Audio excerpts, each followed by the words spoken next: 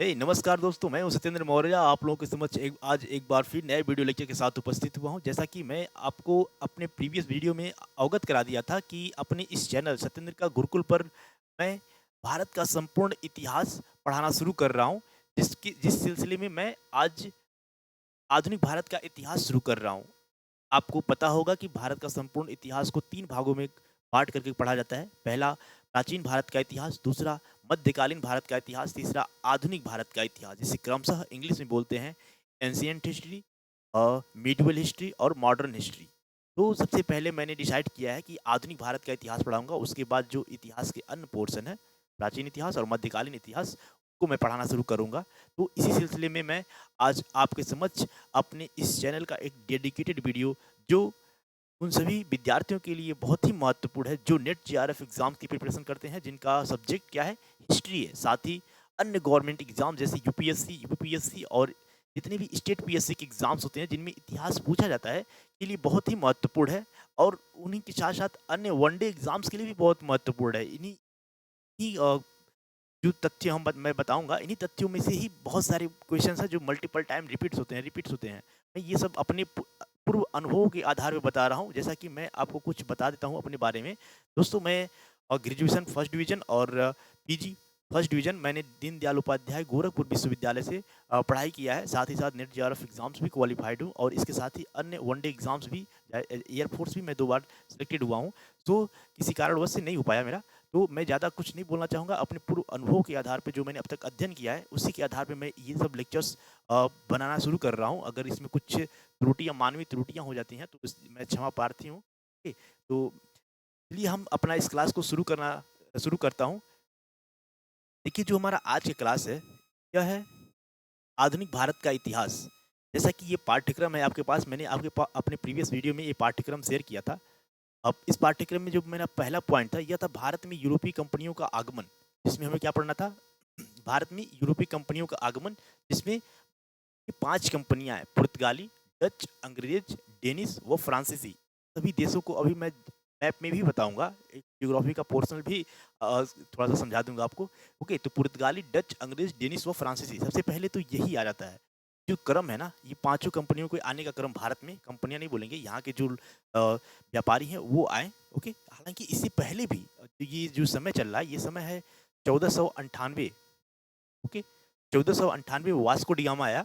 वहाँ से भारत में यूरोपीय कंपनियों का आगमन शुरू हुआ। उससे पहले भी भारत का यूरोप से संबंध था। भारत में जो सिकंदर ने आक्रमण किया था, यूनानी आक्रमण किया था, वो भी यूरोपीय ही था। वहाँ से आक्रमण किया था। उससे सॉरी, हिंद यवन जो शासक थे, और सिकंदर भी उसी में आता है। ओके, तो हमारा इतिहास पहले से ही यूरोप के साथ जुड़ा हुआ था। ओके, तो ऐसा हम नहीं कहेंगे कि 1498 से ही वो आना शुरू किए। हालाँकि जो 1498 से आना आना शुरू किए, वहाँ से भारत का औपनिवेशीकरण शुरू हुआ। वहाँ से जो यूरोपीय व्यापारी आए, वो यहाँ पे आकर के अपना एक व्यापार के माध्यम से एक साम्राज्य ही यहाँ स्थापित कर लिया और एक शासन व्यवस्था ही स्थापित कर दिया। इसमें से अंग्रेज़ काफ़ी हद तक सक्सेसफुल हुए और बाकी अन्य जो हैं वो एक क्षेत्र में सीमित रह गए। ओके, तो मैं उस टॉपिक की तरफ ज़्यादा नहीं जाऊँगा। मैं अपने आता हूँ टॉपिक पे। हमारा आज का जो टॉपिक है, यह भारत में यूरोपीय कंपनियों का आगमन। तो चलिए इससे संबंधित मैप में देखते हैं और वो कहाँ पे हैं, उसके बारे में समझते हैं। देखिए, जो मैं मेरा ये लेक्चर्स है, यह आधुनिक भारत का इतिहास, जो स्पेक्ट्रम स्पेक्ट्रम है, इस बुक से काफ़ी ज़्यादा सोर्सेस लिए गए हैं और भी अन्य और भी अन्य बुक्स हैं, जैसे बिपिन चंद्रा हैं और भी 1-2 बुक और भी मैं पढ़ा हूँ।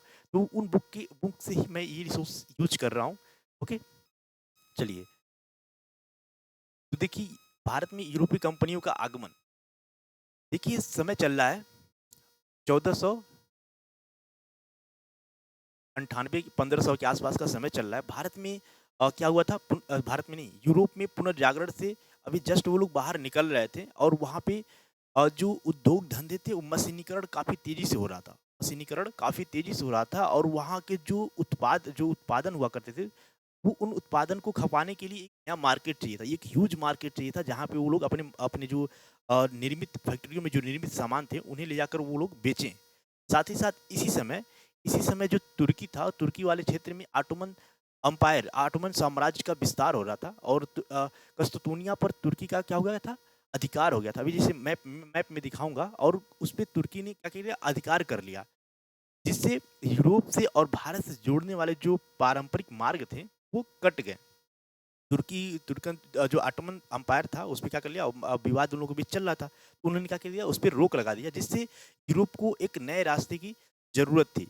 यूरोपीय जो देश थे, यूरोपीय जो शक्तियाँ थीं, उन लोगों को हालाँकि उस समय भी भारत क्या था, भारत को सोने की चिड़िया कहा जाता था। भारत में बहुत सारे पैसे थे, धन था, दौलत था, ठीक है? बहुत सारे आर्थिक रूप से संपन्न था। तो इसलिए ये ह्यूज मार्केट जो था, इस पर अपना वर्चस्व स्थापित करने के लिए, अपना वहाँ से कंपनी द्वारा निर्मित सामग्री, माल को यहाँ पे बेचने के लिए उन लोगों को एक नए रास्ते की ज़रूरत थी। जो पारंपरिक मार्ग था, उस पर जो ऑटोमन एम्पायर था, उसका अधिकार हो गया। उसने कस्तूनिया पर जीत हासिल कर लिया और उस कस्तूनिया के रास्ते से आने वाले जो मार्ग था, उस पर उन्होंने रोक लगा दिया, जिसके कारण अब यूरोप को एक नए मार्ग की आवश्यकता हुई।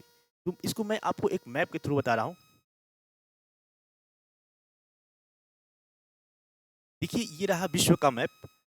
हालाँकि जो मैप है, इसमें ज़ूम नहीं हो पाएगा, ओके? मैं आपको बता रहा हूँ। देखिए, उसमें जो ये सन चल रहा है 1498। इस समय वास्को डी गामा आया, इसलिए मैं इस सन को ले रहा हूँ, ओके? तो भारत में आने के लिए तो 3 मार्ग थे। यूरोप से जुड़ने के लिए ये रहा पूरा यूरोप, और यहाँ से भारत में आने के लिए 3 मार्ग थे। एक मार्ग यह था कि वो लोग क्या करें, फ़ारस की खाड़ी, यहाँ ईरान के पास एक खाड़ी है ना, उसे फ़ारस की खाड़ी बोलते हैं। तो भारत से ऐसे वो लोग वहाँ से वेनिस, जिनेवा से चलते थे, फिर ऐसे टर्की के रास्ते ऐसे आते थे, फिर यहाँ ईरान के पास फ़ारस की खाड़ी से होकर समुद्री मार्ग से ये भारत में ऐसे जुड़ जाते थे। एक मार्ग ये हो गया। दूसरा मार्ग दूसरा मार्ग ऐसे तुर्की से होकर के, तुर्की और यहाँ पे ईरान और पाकिस्तान, अफ़गानिस्तान के ऊपर से, वहाँ से अफ़गानिस्तान के पास से और पाकिस्तान के रास्ते ऐसे भारत में आते थे। यहाँ पे 3 दर्रे थे, 3-4 दर्रे थे, बुलन दर्रा, खैबर दर्रा और भी 2-3 प्राकृतिक दर्रे थे पहाड़ियों में, ठीक है? उन दर्रों के रास्ते ये लोग भारत से जुड़ते थे। हालाँकि ये जो रास्ते थे, काफ़ी दुर्गम थे और पहाड़ी एरियो से गुज़रते थे, जिसके कारण वो बहुत महँगा भी पड़ता था, ओके? हालाँकि जब ऑटोमन एम्पायर यहाँ पे अपना विस्तार एक्सपेंशन कर रहा था, फैल रहा था, तो उसी समय यहाँ पे एक देश हुआ करता था, कस्तूनिया। उस कस्तूनिया पे क्या कर लिया, ऑटोमन एम्पायर ने अधिकार कर लिया।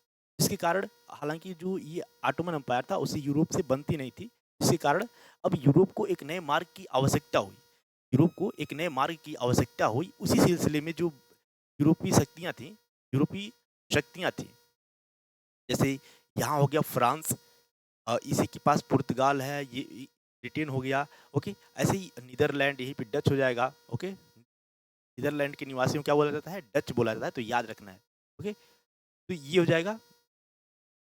तो यहाँ पे यूरोपीय शक्तियाँ हो गई। अब इन शक्तियों को एक नए मार्ग की आवश्यकता हुई। इसके लिए अब ये देखिए, जो पारंपरिक मार्ग था, वो तो कट गया और काफ़ी ज़्यादा महँगा पड़ गया। तो एक नए मार्ग की आवश्यकता करने के लिए यहाँ के जो शक्तियाँ थी, राजा थे, उन लोगों ने अपने जो वहाँ के व्यापारी वर्ग थे, जो संपन्न व्यापारी वर्ग थे, उन लोगों को फंडिंग देना शुरू किया, उकसाया, उन लोगों को बताया, आप क्या करें, नए मार्ग की खोज करें भारत से जुड़ने के लिए। ठीक है? तो उसी सिलसिले में बहुत सारे नाविकों को वहाँ के जो शक्तियाँ थीं, उन लोगों ने उन्हें उन्हें फंडिंग दिया और वो लोग नए-नए देशों की खोज में निकल गए। तो उसी समय कोलंबस ने अमेरिका का खोज किया था ना, कोलंबस ने किसका किया था खोज? अमेरिका का खोज किया था, ओके? हालाँकि ऐसा नहीं है कि अमेरिका का वो खोज किए थे, उससे पहले अमेरिका नहीं था, या भारत का खोज किए, उससे पहले भारत ही नहीं था, ऐसा बिल्कुल भी नहीं है। उससे पहले भी भारत था, अमेरिका भी था। हालाँकि उन लोगों ने वहाँ तक पहुँचने का एक नया मार्ग खोजा, ओके? जैसा कि हमें हिस्ट्री में पढ़ाया जाता है कि वास्को डी गामा ने भारत की खोज कर दिया, भारत की खोज कर दिया, ऐसा नहीं। उससे पहले भी भारत था, लेकिन उन्होंने भारत में पहुँचने के लिए एक नए मार्ग का खोज किया, ओके? तो ये याद रखना है, ये डिफरेंस आपको पता होना चाहिए। ओके? तो देखिए, यहाँ से एक पुर्तगाल के निवासी थे Vasco D gamma, okay? Vasco D gamma, हालाँकि इससे पहले भी बहुत सारे प्रयास हुए होंगे, परंतु वास्को डी गामा भारत तक अंत तक पहुँचे, तो इसलिए उन्हीं का नाम काफ़ी प्रसिद्ध है, ओके? तो ये वास्को डी गामा यहाँ से ऐसे अफ्रीका महाद्वीप के ऐसे चक्कर लगाते हुए और ऐसे-ऐसे करके यहाँ पे केप ऑफ गुड होप है। क्या है? Cape of good Hope, okay? ये साउथ अफ्रीका का ये जो अंतिम छोर है ना, इसे केप ऑफ गुड होप बोलते हैं। देखिए, वास्को डी गामा जो 1498 में आया था, वह इस केप ऑफ गुड होप के होते हुए ऐसे जिब्राल्टर की यहाँ खाड़ी है ना, यहाँ से ऐसे होते हुए यह भारत के मालाबार तट पे, कहाँ पे, याद रखना है, कहाँ पे, जो गुजरात वाला तट है ना उसे क्या बोलते हैं, मालाबार तट बोलते हैं। मालाबार तट के कालीकट पे आया था ना, कहाँ पे, कालीकट। यहाँ पर वह वास्को डी गामा 1498 एडी को उतरा था। याद है, चलिए ठीक है। इससे पहले मैं आपको बता दूं कि इससे पहले ऐसा नहीं है कि वास्को डी गामा ही बस 1498 को आ गया था। इससे पहले एक और जो नाविक थे वो भी भारत में आए थे, तो भारत में आने का प्रयास किए थे, हालांकि पहुंच नहीं पाए थे। मैं उनका नाम लेना चाहूंगा, वो थे बार्थोलोम्यू डियास। कौन थे? हालांकि आप ये मैप समझ गए हैं तो मैं थ्योरी पे चल रहा हूँ। ओके,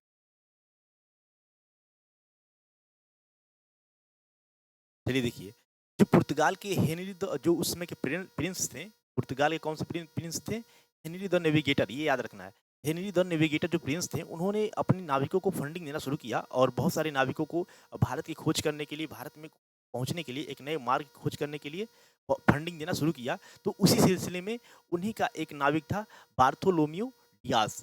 याद रखना, बार्थोलोम्यू डियास 1887 में, यानी वास्को डी गामा 1498 में आए थे, उससे 11 साल पहले ही बार्थोलोम्यू डियास ने भारत पहुंचने का प्रयास किया था। परंतु मैंने आपको ऊपर जस्ट मैप में दिखाया कि वो जो बार्थोलोम्यू डियास थे वो केप ऑफ गुड होप, उत्तर मासा अंतरिप तक ही पहुंचे। यहाँ पे साउथ अफ्रीका का जो नीचे वाला छोर है वहाँ पर ही वो पहुंचे और वहाँ से फिर वो वापस हो गए और उसी का नाम केप ऑफ गुड होप या उत्तर मासा अंतरिप रखा गया ना। तो ये याद रखना है। और वो वहाँ से क्या हो गए, चले गए, यानी कि भारत की खोज अभी नहीं हो पाई, भारत तक पहुँचने के लिए मार्ग की खोज नहीं हो पाई। और जो वो द्वीप था ना उसका नाम तूफानी अंतर्द्वीप रखा। हालांकि वहाँ पे कई सारी जलधाराएं मिलती हैं तो वहाँ तूफान वगैरह उठते रहते हैं, इसलिए उसका नाम तूफानी अंतर्द्वीप रखा गया। ओके, तो ये याद रखना है। दूसरा, यानी कि हमारा जो शुरुआत हुआ पुर्तगाल के हेनरी द नेविगेटर, जो वहाँ के प्रिंस थे, उन्होंने बार्थोलोम्यू डियास को बोला और वो कहाँ पे पहुंचे, केप ऑफ गुड होप पे पहुंचे। ओके, उसके बाद हमारा शुरू होता है दूसरा सिलसिला। दूसरा सिलसिला शुरू होता है 1498 एडी में, और वास्को डी गामा एक गुजराती व्यापारी, कि वास्को डी गामा भी साउथ अफ्रीका महाद्वीप का चक्कर लगाते हुए वो आने का प्रयास किए और वहाँ पे रास्ते में कौन मिल गए, अब्दुल माजिद। ओके, ये गुजराती व्यापारी थे।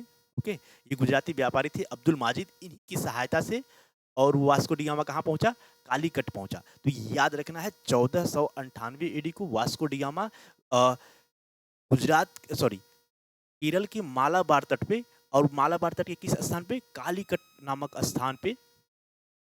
ओके, कालीकट नामक स्थान पे वो उतरे। तो ये याद रखना है, कालीकट नामक स्थान पे वास्को डी गामा उतरे थे।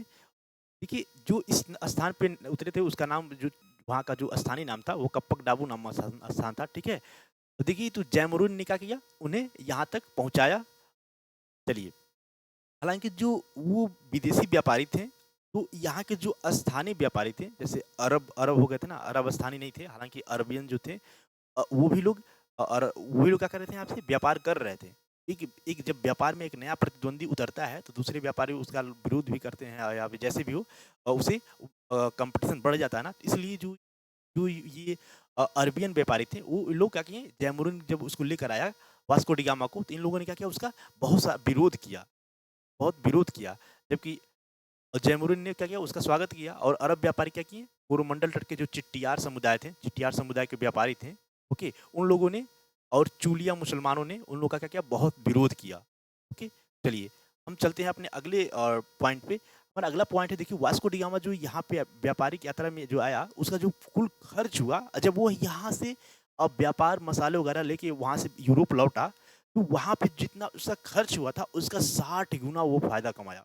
ओके, भारत के व्यापार से, सॉरी, भारत के जो भारत का ह्यूज मार्केट था, इस मार्केट से वह जब कमा कर वहाँ से, यहाँ से माल लेकर वहाँ लौटा और वहाँ पे उसे 60 गुना फायदा हुआ। तो इसके फायदे से ना बहुत सारे वहाँ के जो व्यापारी थे वो प्रभावित हुए। वो क्या हुए, उन्हें प्रोत्साहन मिला और वो क्या हुए, बहुत प्रभावित हुए। तो उन्हीं लोगों के बाद एक क्रमशः वहाँ से व्यापारियों का आना सिलसिला शुरू हो जाएगा। तो उसी सिलसिले में अगला जो व्यापारी आता है वो आता है पेड्रो अल्वारेज कैब्राल। याद रखना है, हमारा शुरुआत कहाँ से हुआ था, शुरुआत हुआ था बार्थोलोम्यू डियास से, उसके बाद Vasco D gamma, Vasco D gamma सफल हुआ, काले कटट पे आया। दूसरा पेड्रो अल्वारेज कैब्राल, ये रहा पेड्रो अल्वारेज कैब्राल, यह 1500 एडी में आया, 2 साल बाद। ओके, 2 साल बाद जस्ट ये 13 जहाजी बेड़ों के साथ आया, यानी कि 13 जहाजी बेड़े इसके साथ आए थे और उसका यह नायक बन के आया था ना। तो उसका क्या था, उन 13 जहाजी बेड़ों का नायक था पेड्रो अल्वारेज कैब्राल, ये याद रखना है, पेड्रो अल्वारेज कैब्राल। तो देखिए यह भी कालीकट तट पे आया और इसके साथ ही वह जो 1887 में आया था ना, बार्थोलोम्यू डियास आ नहीं पाया था, वह अब उसे नए मार्ग की पता चल गई थी, तो उसका फ़ायदा उठाया और पेड्रो अल्वारेज कैब्राल के साथ ये भी भारत में आया। ओके, तो याद रखना है पेड्रो अल्वारेज कैब्राल भी भारत में आया। चलिए, तो ये हमारा अगला पॉइंट खत्म होता है, हम चलते हैं अपने अगले पॉइंट पे। देखिए कैब्राल ने जो था ना, ये 1500 एडी में पहली बार कालीकट में अपनी एक फैक्ट्री बनाई। कालीकट में क्या बनाई, एक फैक्ट्री बनाई। तो ये हमारा अगला पॉइंट है। देखिए इसमें जो क्या है आपको याद रखना है, पुर्तगालियों ने सबसे पहला अपनी व्यापारिक कोठी या फैक्ट्री कहाँ पे लगाई ना, तो सबसे पहले कहाँ पे लगाई, कालीकट में। आप ये प्रश्न बहुत बार देखते होंगे एग्जाम्स में। पुर्तगालियों ने अपनी पहली कोठी कहाँ पे लगाई, अंग्रेजों ने अपनी पहली कोठी कहाँ पे लगाई, फ्रांसीसियों ने अपनी कोठी पहली कहाँ पे लगाई। तो इस तरह के प्रश्न हमेशा बार बार रिपीट होते रहते हैं, खासकर वनडे एग्जाम्स में। तो बेसिक ये कुछ क्वेश्चंस हैं जो हमेशा वो रिपीट होते रहते हैं, अगर इसको हम ध्यान में देख लें तो अच्छा मार्क्स आ सकता है हमारा एग्जाम में। चलिए, तो ये हो गया कालीकट ना। चलिए हम चलते हैं अपने अगले पॉइंट पे। हालांकि इससे पहले मैं देखूँ ना, जो ये जो किब्राल था ना, ये 13 जहाजी बेड़ों के साथ आया था, इसके पास पावर ज़्यादा था। ओके, तो इसके पास पावर ज़्यादा था, तो इसने क्या किया, जो इसके प्रतिद्वंदी थे, इसके प्रतिद्वंदी थे कौन थे, अरबियंस लोग थे, अरबियन व्यापारी थे, अरब के व्यापारी थे। तो उनका एक जहाज पकड़ के उन्होंने गिफ्ट में जैमुरीन को दे दिया। उसने एक गिफ्ट जहाज पकड़ के किसको दे दिया, जैमुरीन, वही जो जैमुरीन है जो जो स्वागत किया था वास्को डिगामा का ना, उसे दे दिया। तो वो जैमुरीन क्या हो गया, बहुत सारा, बहुत गदगद हो गया, खुश हो गया। तो इससे क्या होगा, किब्राल को बेनिफिट मिला। उसने क्या किया, वो जो हालांकि वो जो जैमुरीन था यहाँ के निवासी था, उसने उसका बहुत सपोर्ट किया ना। चलिए हम चलते हैं अपने अगले पॉइंट पे। हमारा अगला पॉइंट है, देखिए जो पुर्तगालियों का प्रारंभिक लक्ष्य था ना, पुर्तगालियों का जो जो ये पुर्तगाली आना शुरू हुए, उनका प्रारंभिक लक्ष्य क्या था, जो भारत का जो मसाला व्यापार था ना, भारत का जो मसाला व्यापार था, उस पर वो अधिकार करना चाहते थे। क्या चाहते थे, एकाधिकार हो, यानी कि और जो प्रतिद्वंदी हो इससे निकल जाए, गायब हो जाए, और यही लोग केवल उससे क्या हुए, बेनिफिट कमाए, बेनिफिट कमाए। देखिए जो, किंतु केब्राल की अभियानों के बाद पुर्तगालियों ने पूर्वी जगत व यूरोप के मध्य होने वाले संपूर्ण व्यापार पर एकाधिकार करने का निश्चय किया। शुरू में तो मसाला व्यापार पे जाते थे, लेकिन बाद में इन्होंने जो भारत का ही पूरा व्यापार था उस पर एकाधिकार स्थापित करने का निश्चय किया, और उसमें काफ़ी हद तक वो सफल भी हुए। चलिए हम चलते हैं अपने अगले प्रश्न पे। हमारा सॉरी, अगला प्रश्न नहीं है, अगला पॉइंट है। तो हमारा शुरू हुआ था सिलसिला बार्थोलोम्यू डियाज से, और वहाँ से आए हम वास्को डी गामा पे, और उसके बाद पेड्रो अल्वारेज कैब्राल। तो हमारा अब आ जाता है, समय हो जाता है 1502 एडी। 1502 एडी में वास्को डी गामा एक बार पुनः भारत में आया और अपना व्यापार करके फिर चला गया, फिर पैसे कमाया होगा 60 गुना, इस बार 100 गुना कमा लिया होगा ना। चलिए, हालांकि देखिए जो इसके बाद जो हमारा अगला पुर्तगाली नाविक आया, नाविक बोले या फिर वो वहाँ से वो सैन्य कमांडर भी आना शुरू हो जाएंगे। तो ये देखिए क्या हो जाएगा, अल्बुकर्क। क्या हुआ, 1503 एडी में कौन आया, अल्बुकर्क आया।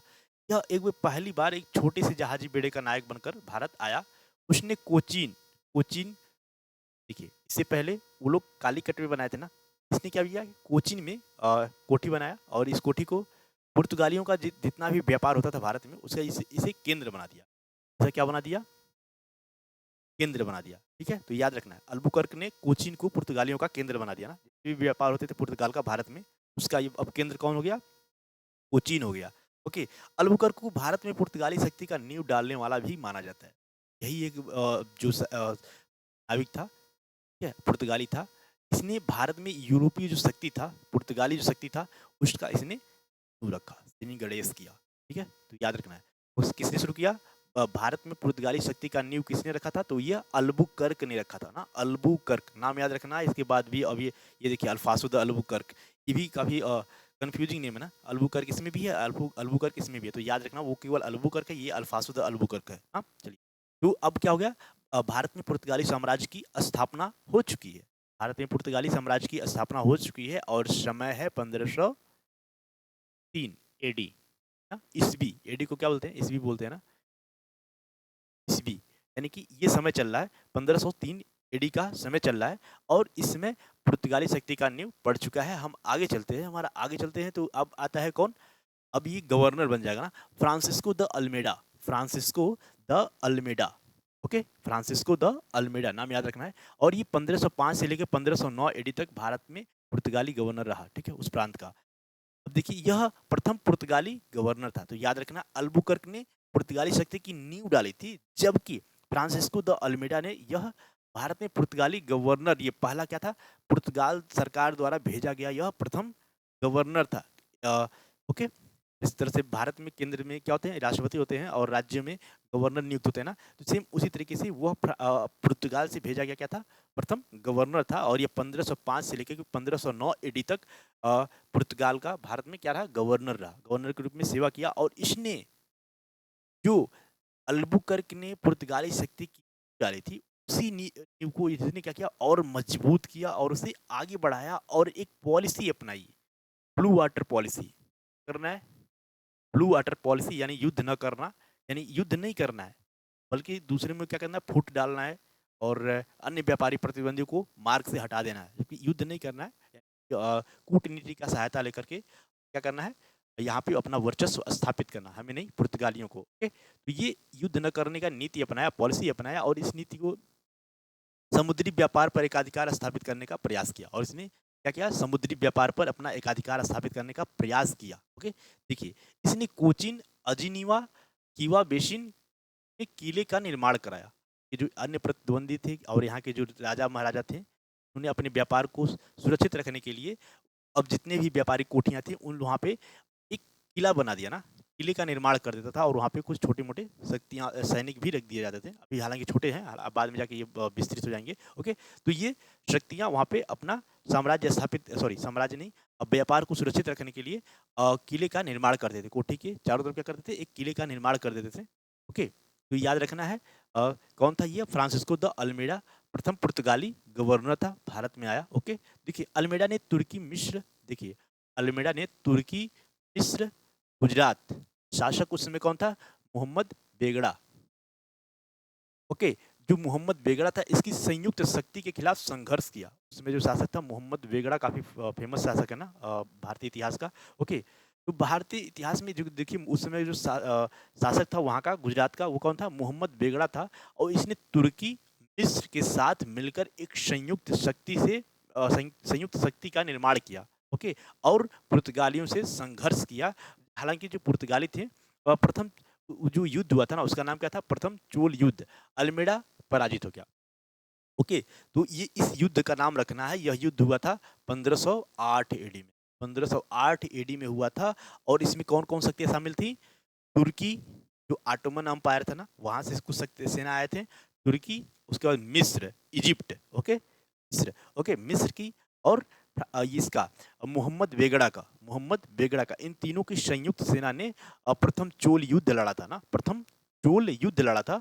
इस चोल युद्ध में क्या हुआ, फ्रांसिस्को द अल्मेडा पराजित हुआ। तो याद रखना, फ्रांसिस्को द अल्मेडा पराजित हुआ। और फ्रांसिस्को द अल्मेडा का पुत्र अल्मेडा, ये यूरोपियन नेम्स है तो थोड़ा सा फनी टाइप लग रहा है ना। देखिए, जो फ्रांसिस्को द अल्मेडा था, उसका पुत्र अल्मेडा था, वह मारा गया युद्ध में, क्या हो गया, मारा गया। किंतु अगले ही वर्ष क्या हो गया, अल्मेडा ने तीनों को पराजित कर दिया। जो तीनों की संयुक्त शक्ति थी ना, फिर उसके बाद जब युद्ध हुआ तो उसमें क्या कर दिया, फ्रांसिस्को द अल्मेडा ने उन्हें पराजित, अधिकार क्या कर लिया, हरा दिया। और हरा करके हुरमुज, गुजरात के पास है ना, हुरमुज पर क्या कर लिया, अधिकार कर लिया। ओके, तो याद रखना है, हुरमुज पर क्या कर लिया, अधिकार कर लिया। तो ये फ्रांसिस्को द अल्मेडा प्रथम पुर्तगाली गवर्नर था। चलिए हम चलते हैं अपने अगले पॉइंट पे। तो याद रखना है, और ये चोल का युद्ध याद रखना है। देखिए हमारा अगला जो पॉइंट है ये है अल्फासो द अल्बुकर्क। सबसे पहले हमने अल्बुकर्क को पढ़ा था, उसके बाद फ्रांसिस्को द अल्मेडा को पढ़ा था। अब अल्फासो द अल्बुकर्क, अल्फासो द अल्बुकर्क है। देखिए अल्फासो द अल्बुकर्क की 1509 से 1515 एडी तक भारत में पुर्तगाली गवर्नर के रूप में आया था। और देखिए यह पुर्तगालियों क्या था, दूसरा गवर्नर था। और इसने भारत में क्षेत्रीय विजय की या साम्राज्यवादी नीति आरंभ किया। ओके, अब यहाँ से ये युद्ध करना भी शुरू कर देगा। हालांकि युद्ध ऊपर वाला भी किया था, परंतु यह क्या कर देगा, इसका एक भारत में व्यापार के साथ-साथ एक साम्राज्य भी स्थापित करने का कोशिश करने लगेगा, अल्फांसो द अल्बुकर्क। ओके, तो याद रखना ये यहाँ से साम्राज्यवादी इसकी नीतियाँ उभर कर सामने आने लगेंगी पुर्तगालियों के।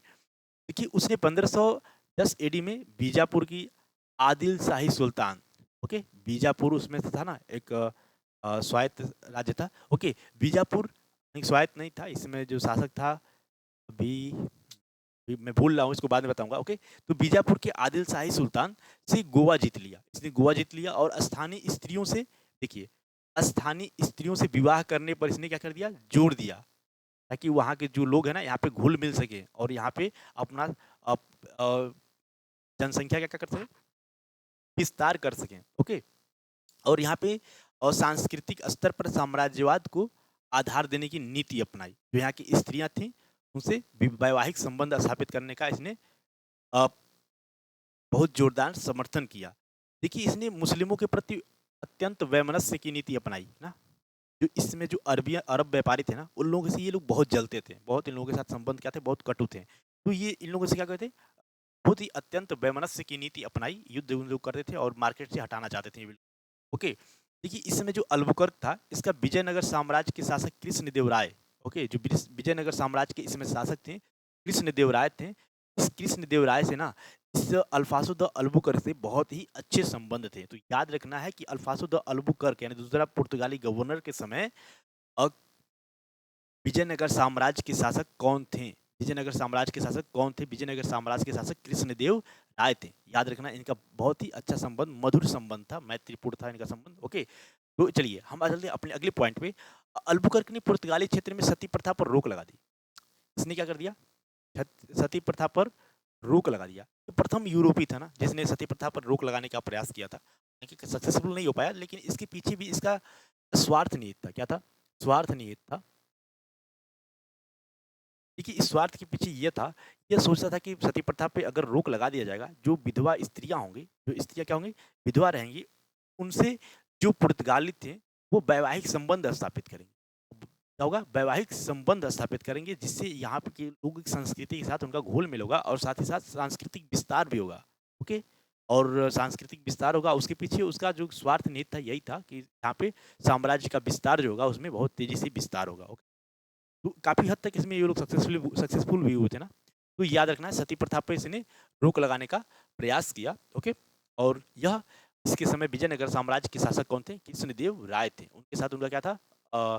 पुर्तगालियों के साथ कृष्णदेव राय के बहुत ही मधुर संबंध थे, मैत्रीपूर्ण संबंध थे। ओके, चलिए हम चलते हैं अपने अगले पॉइंट पे। हमारा अगला पॉइंट है, देखिए समय चल रहा है ये 1510 ना, ये 1500 अभी 11 है ना। 1511 एडी में हुरमुज जल संधि में दमन, राजौरी और दाभोल आदि क्षेत्रों पे क्या कर लिया इसने? विजय स्थापित। ओके, इसने क्या कर लिया? विजय कर लिया। अब चलती है 1515 एडी में इसने गोवा में इसकी क्या हो गई? मृत्यु हो गई और इसे यहीं पे दफना दिया गया। तो अल्फांसो द अल्बुकर्क ये प्रथम पुर्तगाली था जिसकी मृत्यु, हालांकि इससे पहले भी और भी पुर्तगाली रहे होंगे, परंतु ये क्या था? गवर्नर था ना, तो इसका क्या आपको क्या हुआ? यहीं पे भारत में ही मृत्यु हो गई। इस गोवा में इसकी क्या हो गई? मृत्यु हो गई और इसे यहीं दफना दिया गया। याद रखना है, गोवा में इसकी क्या हो गई? दफना दिया गया। चलिए हम चलते हैं अपने अगले गवर्नर पे। ठीक है, तो ये जो क्रम है ना, याद रखना है। पहले आया बार्थोलोम्यू डियास, उसके बाद आया वास्को डी गामा, सक्सेसफुल हुआ। उसके बाद पेड्रो अल्वारेज कैब्राल आया, फिर उसके बाद क्या आया? अल्बुकर्क आया। उसके बाद फ्रांसिस्को द अल्मेडा प्रथम पुर्तगाली गवर्नर आया। उसके बाद ऊपर कौन आया था? अल्फांसो द अल्बुकर्क ना, ये द्वितीय गवर्नर था और ये कृष्णदेव राय का समकालीन था। ऊपर वाला भी शासक कृष्णदेव राय का समकालीन होगा और नीनो दी कुन्हा ये भी समकालीन ही होगा। ठीक है, नीनो दी कुन्हा। तो याद रखना ये 1500 एडी में इसने कोचीन के बदले गोवा, देखिए जो कोचीन था ना, पुर्तगाली कंपनी जो थे उसके व्यापार का क्या था? यह मुख्यालय था कोचीन, लेकिन इसने क्या किया? कोचीन से ट्रांसफर करके गोवा को बना दिया। अब इसने क्या कर दिया? गोवा को, पुर्तगाली व्यापारी जो थे उनका यह केंद्र क्या हो गया? अब गोवा हो गया। याद रखना है, गोवा हो गया। इसी काल में पुर्तगालियों ने सतगांव, हुगली, चटगांव व दक्षिण पूर्व में सेंट थॉमी वो और पश्चिमी में चौल द्वीप, ठीक है, बेसिन इग्रानोर आदि क्षेत्रों पर विजय स्थापित कर लिया। ये सारे के सारे क्षेत्र कहाँ पे हैं? दक्षिण भारत के, है ना? कहाँ पे हैं? दक्षिण भारत के तमिलनाडु, केरल और आंध्र प्रदेश वाले क्षेत्र के हैं। तो याद रखना है। ये हुगली कहाँ पे है? सॉरी, हुगली कहाँ पे है? ये है बंगाल में। ठीक है? हुगली कहाँ है? बंगाल में। सतगांव कहाँ है? ये भी हुगली में ही है। चटगांव, सॉरी, हुगली में नहीं, बंगाल में ही। बंगाल में, और जो बांग्लादेश, आधुनिक जो बांग्लादेश है ना, उसके आसपास का क्षेत्र है, वहाँ उसके अधीन क्षेत्र है। और चटगांव ये भी बांग्लादेश में ही है, बांग्लादेश में आज पड़ता है। ओके, तो दक्षिण पूर्व में, और वहाँ पे सेंट थॉमी भी है, और पश्चिम में चौल द्वीप और दक्षिण में हो जाएगा, और बेसिन दक्षिण में हो जाएगा, किग्रानोर आदि। इन सभी क्षेत्रों पर इसने क्या किया? विजय स्थापित किया। ओके, जीत स्थापित किया, जीता। और गुजरात का इसमें जो शासक था, बहादुर शाह। गुजरात का इसमें शासक कौन था? बहादुर शाह। अभी मुगल कब हुआ था? 1900, सॉरी, 1526 में ईस्वी में ना, 1526 ईस्वी में बाबर ने क्या कर दिया, यहाँ पे मुगल साम्राज्य की नींव डाली थी। तो हालांकि उससे पहले का ये सब बातें है ना, तो ये क्या हो गया, बहादुर शाह के साथ इसके संबंध दो चरणों में गुजरा। जो बहादुर शाह था गुजरात का शासक, इससे पहले मोहम्मद बेंगड़ा था ना, तो बहादुर शाह ने के संबंध इसे क्या थे, थोड़ा कटु थे। क्या थे? कटु थे। हालांकि उसके जो संबंध है, प्रतिद्वंदिता है, लंबे समय तक चली। इसीलिए जो इसके जो गुजरात के शासक बहादुर शाह था, उसके और निनो डी कुन्हा यानी पुर्तगालियों के जो संबंध है, इसको दो चरणों में बांट के दिखाया जाता है। दो चरणों में बांट के दिखाया जाता है। देखिए, पहले चरण में क्या हुआ, ताकि हमें चरण याद नहीं रखना है, बस ऐसे कहानी के नुमा हमें बस ये याद रखना है। ओके, तो पहले चरण में यह हुआ, बहादुर शाह ने तुर्कों से क्या मांगी? सहायता मांगी। याद रखना, किसके खिलाफ? पुर्तगालियों के खिलाफ। ओके, तो बहादुर शाह ने पुर्तगालियों के खिलाफ और तुर्कों से सहायता मांगी। तुर्की क्या थे? तुर्क जो थे वो भी पुर्तगाल के खिलाफ थे, यूरोपीय शक्तियों के खिलाफ काफी ज्यादा खिलाफ थे ना। तो इसने रईस सुलेमान के नेतृत्व में एक जहाजी बेड़ा इसके बहादुर शाह के सहायता के लिए भेजा। इसके खिलाफ? पुर्तगालियों के खिलाफ। तो याद रखना है, बहादुर शाह ने तुर्की से सहायता मांगी और वहां से रईस सुलेमान के नेतृत्व में एक जहाजी बेड़ा भारत में आया। ओके, इसमें एक प्रसिद्ध तोपची था, रोमी खां। बहुत ज्यादा फेमस है ना, रोमी खां। ये याद रखना, तोपची जो था ये रोमी खां था। यह तुर्की से जो अ, सैनिक दस्ता आया था, उसमें यह शामिल था, और ये क्या था? उसका तोपची था। इस बेड़े में पुर्तगालियों को हराया। जो ये बेड़ा था ना, बहादुर शाह, तुर्की, सभी बेड़े इन लोगों ने मिल करके पुर्तगालियों को हरा दिया। याद रखना है, हरा दिया। इसी बीच, हालांकि वो हार तो गए, गुजरात पर अब हुमायूं के आक्रमण का डर था। हाँ, हुमायूं या बाबर होना चाहिए। ठीक है, हुमायूं के आक्रमण का डर था। समय क्या हो गया? बीतता चला गया ना। क्या हो गया? ये 1938 आ गया है। ओके, तो इससे पहले 1526 में बाबर ने आक्रमण कर दिया था, तो उस समय हुमायूं के आक्रमण का भी डर था कि बाबर मर जाएगा इसके बाद। ओके, तो हुमायूं के आक्रमण का डर था। इसी के मद्देनजर उसने क्या कर दिया? पुर्तगालियों से संधि कर लिया, समझौता कर लिया। किसने? बहादुर शाह ने, गुजरात का शासक है। ध्यान दीजिएगा, पहला चरण, बहादुर शाह ने तुर्की से क्या मांगा? सैनिक सहायता मांगा। वहां से सुलेमान पाशा के नेतृत्व में एक सैनिक दस्ता भारत में आया, जिसमें रोमी खां भी था। तो उसने तुर्की का हेल्प लेकर के पुर्तगालियों को हरा दिया। लेकिन अब पुर्तगालियों से मित्रता स्थापित करने के लिए, ताकि पुर्तगाली जवाब ना दे या रिटेलिएट ना करे, तो इसके लिए उसने जो उसी समय उत्तर भारत में हुमायूं, यानी यहाँ पे मुगल साम्राज्य स्थापित हो चुका था, उसका एक शासक है हुमायूं, उसने उसका आक्रमण होने वाला था गुजरात पे। उसी के मद्देनजर इसने क्या कर लिया? पुर्तगालियों से समझौता कर लिया। पुर्तगालियों से क्या कर लिया? समझौता कर लिया। तो याद रखना है, जीत तो गया है, फिर भी समझौता कर लिया ना, पुर्तगाली से संधि कर ली। और जिसके अनुसार बेसिन पुर्तगालियों को दे दिया। बेसिन क्या कर दिया? पुर्तगालियों को इन्होंने इसने गिफ्ट कर दिया। और दीव में किलाबंदी की अनुमति दे दी। जो दमन दीव था ना, दमन दीव, वहां पे उसने पुर्तगालियों को किलाबंदी यानी किला बनाने का अनुमति दे दिया। याद रखना है। ओके, तो दूसरा, अब इसके बाद जो दूसरा चरण होगा, क्या होगा? दूसरा चरण ना, दूसरा चरण जो होगा, उसमें हुमायूं की वापसी के बाद, जब हुमायूं का आक्रमण टल गया, या तो आया होगा, सॉरी, गुजरात विजय किया था ना हुमायूं। ठीक है, अभी मैं भूल रहा हूँ। तो क्या हुआ, गुजरात के जब जब हुमायूं का आक्रमण टल गया, तो उसके बाद सुलेमान की पाशा के नेतृत्व, ये याद रखना, ये सुलेमान पाशा है, वो रईस सुलेमान है। ओके, तो सुलेमान पाशा के नेतृत्व में एक अन्य सैनिक दस्ता कहां से आया? तुर्की से आया। तुर्की से आया, आया, ठीक है? किंतु बहादुर शाह जहाज़ से गिरकर ओके, 1 मिनट। बहादुर शाह के नेतृत्व में सॉरी बहादुर शाह की सहायता करने के लिए तुर्की से एक सुलेमान पाशा के नेतृत्व में एक जहाज आया, ठीक है? और 1538 एडी में जो पुर्तगाली गवर्नर था नीनो दी कुन्हा,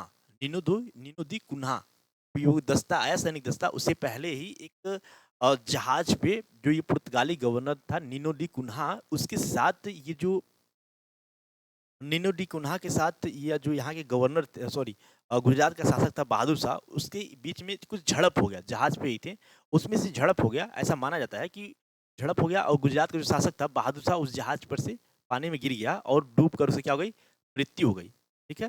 हालांकि जो दीव बंदरगाह का पुर्तगाली कप्तान था मैनुअल डिसूजा, मैनुअल डिसूजा भी मारा गया, मैनुअल डिसूजा भी मारा गया, पुर्तगाली कप्तान था यह, ठीक है, जहाज पे था, ये भी मारा गया और जो ये बहादुर शाह था वो भी मारा गया, ठीक है। और 1538 में अदन पर तुर्की प्रभाव स्थापित हो गया। जो अदन जो क्या था ये, है ना, अरबियन देश है अदन, वहाँ पे तुर्की का भी साम्राज्य स्थापित हो गया, ठीक है। ऑटोमन अम्पायर का विस्तार हो गया, ऐसा मान सकते हैं ना। तो ठीक है, तो ये दूसरा चरण समाप्त हुआ और बहादुर शाह क्या हुआ, मारा गया और साथ ही साथ इसमें हम ये मान सकते हैं कि पुर्तगाली जीत गए, ठीक है। उसके बाद जो हमारा अगला आया, अगला कौन था, जुआ द कास्त्रो। ये काफ़ी ज़्यादा कट्टर कट्टर शासक था ना, ये गवर्नर था। जुआ द कास्त्रो, देखिए जो ये हमारा अगला पुर्तगाली गवर्नर है ना, पुर्तगाली गवर्नर जुआ द कास्ट्रो है, ठीक है। ये काफ़ी असहिष्णु शासक था ना, इसने जो यहाँ के टेम्पल्स थे उस पे क्या किया, प्रहार किया। इसके समय 1540 एडी में 1540 एडी में गोवा के सभी मंदिर क्या कर दिए गए, ध्वस्त कर दिए गए, ठीक है। और क्रिश्चियन था ना, इसलिए यहाँ पे भी क्या किया, क्रिश्चियन जो था उसका विस्तार करना चाहेगा, ठीक है। तो 1540 ईडी में इसने गोवा के बहुत सारे मंदिरों का कर दिया, ध्वस्त कर दिया। तो कथन कारण में ऐसे बहुत सारे क्वेश्चंस पूछे जाते हैं डायरेक्टली, ओके। तो याद रखना है ये काफ़ी कट्टरपंथ शासक था और ये जुआ द कास्त्रो था, ओके, गवर्नर था। इसने गोवा के बहुत सारे मंदिरों को ध्वस्त कर दिया। 1542 एडी में, ये बहुत ही महत्वपूर्ण इंपॉर्टेंट है, ठीक है। 1542 एडी में पुर्तगाली गवर्नर मार्टिन डिसूजा, ये पुर्तगाली क्या था, गवर्नर था, मार्टिन डिसूजा के साथ प्रसिद्ध संत जेवियर भारत है। इसके बाद हम क्रम इसे खत्म कर रहे हैं यहाँ से, ठीक है। क्रम खत्म नहीं कर रहे हैं, मतलब इसके बाद एक नया गवर्नर भी आएगा मार्टिन डिसूजा, ठीक है। मार्टिन डिसूजा के साथ प्रसिद्ध संत जेवियर आए थे। तो याद रखना है किस पुर्तगाली गवर्नर के समय प्रसिद्ध संत जेवियर मार्टिन डिसूजा, सॉरी प्रसिद्ध संत जेवियर, प्रसिद्ध संत जेवियर आए थे। तो वो आए थे मार्टिन डिसूजा के समय, ठीक? याद रखना 1542 एडी में मार्टिन डिसूजा के साथ आए थे, ओके। 1560 में गोवा में ईसाई धर्म न्यायालय की स्थापना हुई और यहाँ पे क्या हुआ, ईसाई धर्म न्यायालय की स्थापना हुई कब, 1560 एडी में। और इसने 1570 एडी में गोवा पर आक्रमण करने वाली मुस्लिम शक्तियों को पराजित किया। गोवा पे आक्रमण करने वाली मुस्लिम शक्तियों को क्या किया इसने, पराजित किया, जिसका नेतृत्व बीजापुर के शाह आदिल शाह ने किया, ओके।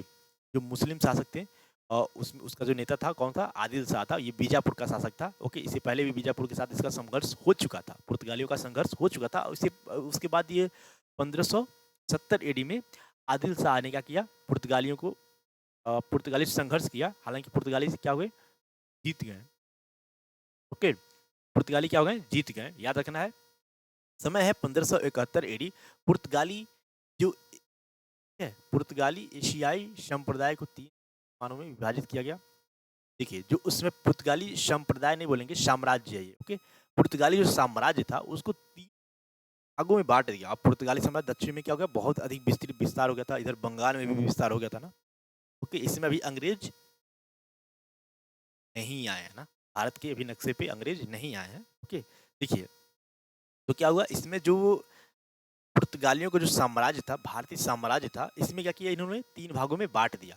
पहला था अफ्रीकी समुद्र तट, पुर्तगालियों का केवल भारत में ही तो था नहीं, अफ्रीका में भी था, ओके। तो अफ्रीका में जो समुद्र तट वाला क्षेत्र था वहाँ पे मोजाम्बिक एक क्या है, देश है, मोजाम्बिक क्या है, देश है अफ्रीका महाद्वीप में, वहाँ से के गवर्नर के हाथ में दे दिया गया। जो पुर्तगाल का जो साम्राज्य था कहाँ पे, अफ्रीका महाद्वीप में था, उसको उसने जो वहाँ के गवर्नर थे मोजाम्बिक के, उनके अधीन कर दिया, यानी उसका देख रेख अब वो करेंगे, ठीक है, प्रशासन वो संभालेंगे। दूसरा, भारत व फारस की खाड़ी ईरान के पास है ना, फारस की खाड़ी याद रखना है।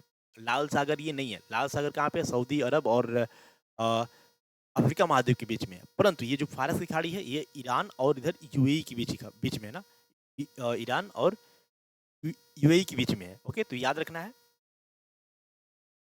चलिए, दूसरा हो गया, यानी कि गोवा के गवर्नर के अधीन कर दिया। भारत का जो साम्राज्य था और ओके, भारत तो वो फारस की खाड़ी के आसपास का जो क्षेत्र था, ये सब गोवा के गवर्नर के अधीन कर दिया गया। दूसरा, जावा एवं मसाला द्वीप, याद रखना है। जावा जो इंडोनेशिया जो देश है ना, उसे मसाला द्वीप, इंडोनेशिया के बहुत से छोटे छोटे द्वीप हैं, छोटे छोटे द्वीप हैं, उन द्वीपों को या मसाला द्वीप के नाम से बहुत सारे फेमस हैं। ओके, मलक्का, वहाँ का एक मलक्का क्या है? जल संधि क्षेत्र, जल संधि है ना। मलक्का का जो गवर्नर था उसके अधीन कर दिया गया। तो दक्षिण पूर्व एशिया के जो पुर्तगाली द्वारा साम्राज्य स्थापित किया गया था, उसका वो मलक्का के गवर्नर के अधीन कर दिया गया, बांट दिया गया प्रशासन के मद्देनजर। उसके बाद 1580 एडी में पुर्तगालियों ने यहाँ रहेगा, पुर्तगालियों ने अकबर की इजाज़त से हुगली में भी बस्ती का निर्माण कर दिया। इसमें अकबर क्या हो गया था? शासक हो गया था। समय है 1580 और अकबर 1556 के आसपास शासक बना था ना, इसके आसपास शासक बना था। और इसमें क्या हुआ? इस समय हुगली में इसने एक बस्ती का निर्माण करने का अनुमति दे दिया। ठीक है, तो याद रखना है। तो ये समय था 1580। तो इस तरीके से जो पुर्तगालियों का प्रारंभिक इतिहास था वह समाप्त हुआ। इसके बाद क्या हो जाएंगे? सन 1600 एडी में, 1600 एडी में ब्रिटिशर्स आ जाएंगे ना, ब्रिटिशर्स आ जाएंगे और यहाँ से पुर्तगाली का जो साम्राज्य था यहाँ पे कमजोर पड़ने लगेगा। और पुर्तगाल और ब्रिटिशर्स और फ्रांसीसियों के बीच में संघर्ष के रूप में हम इतिहास आगे पढ़ेंगे। ओके, तो वहाँ से हमारा इनके साथ जो संघर्ष होगा उसकी शुरुआत होगा। तो अभी फिलहाल यहाँ तक पुर्तगालियों का प्रारंभिक इतिहास था। और यहाँ से भारत में पुर्तगाली जो आए, भारत में पुर्तगाली आए, उनका यहाँ पे व्यापारिक क्षेत्र क्या था ये देखना है। तो यहाँ पे जो उनके व्यापारिक क्षेत्र थे, कालीकट ये मालाबार तट में है, कोचीन, सूरत, चटगांव, गोवा, दमन दीव, बेसिन, हुगली, मुंबई और सेंट थॉमी चौल, ये जो क्षेत्र है ना, ये लगभग दक्षिण भारत के बोल सके। और उत्तर भारत में भी क्या हो जाएगा? मुंबई क्या है? वही तो मुंबई, जो मुंबई है जो ये दक्षिण भारत में आ जाता है थोड़ा सा, पश्चिम वाले क्षेत्र में। ओके, लेकिन जो ये है गुजरात और साथ ही साथ बंगाल, ये सब क्या आ जाएंगे? दक्षिण भारत में भी, उत्तर भारत में भी आ जाएंगे ना। तो ये हम बोल सकते हैं कि जो उस समय का देश था, अधिकांश क्षेत्रों पे पुर्तगालियों ने अपना साम्राज्य स्थापित कर लिया था। साम्राज्य स्थापित नहीं किया था, हालांकि वहाँ पे उनका व्यापारिक कोठियाँ स्थापित हो चुकी थी। उसके माध्यम से अब ये काफ़ी तेजी से विस्तार कर रहे थे ना, काफ़ी तेजी से विस्तार कर रहे थे। लेकिन इनका जो केंद्र था ना, ये केंद्र दक्षिण में था। दक्षिण में कहाँ था? मालाबार तट पे था ना, मालाबार तट यानी केरल वाले तट के आसपास। गोवा, इधर गोवा यहाँ पे था, ओके, गोवा में। और केरल में था भी, कालीकट में भी था ना, वहाँ पे भी था, और कोचीन में भी था। ये उसी क्षेत्र में काफ़ी केंद्रीकृत थे। बाकी अन्य क्षेत्रों में भी इनकी व्यापारिक कोठियाँ स्थापित हो चुकी थी। ठीक है, तो पुर्तगालियों का जो समस्त व्यापार था, ये वहाँ के जो पुर्तगाली नरेश थे ना, उनके नाम पे होता था। याद रखना है, जो ब्रिटिशर्स आएंगे, उनकी जो ईस्ट इंडिया कंपनी होगी, वह कंपनी क्या हो जाएगी?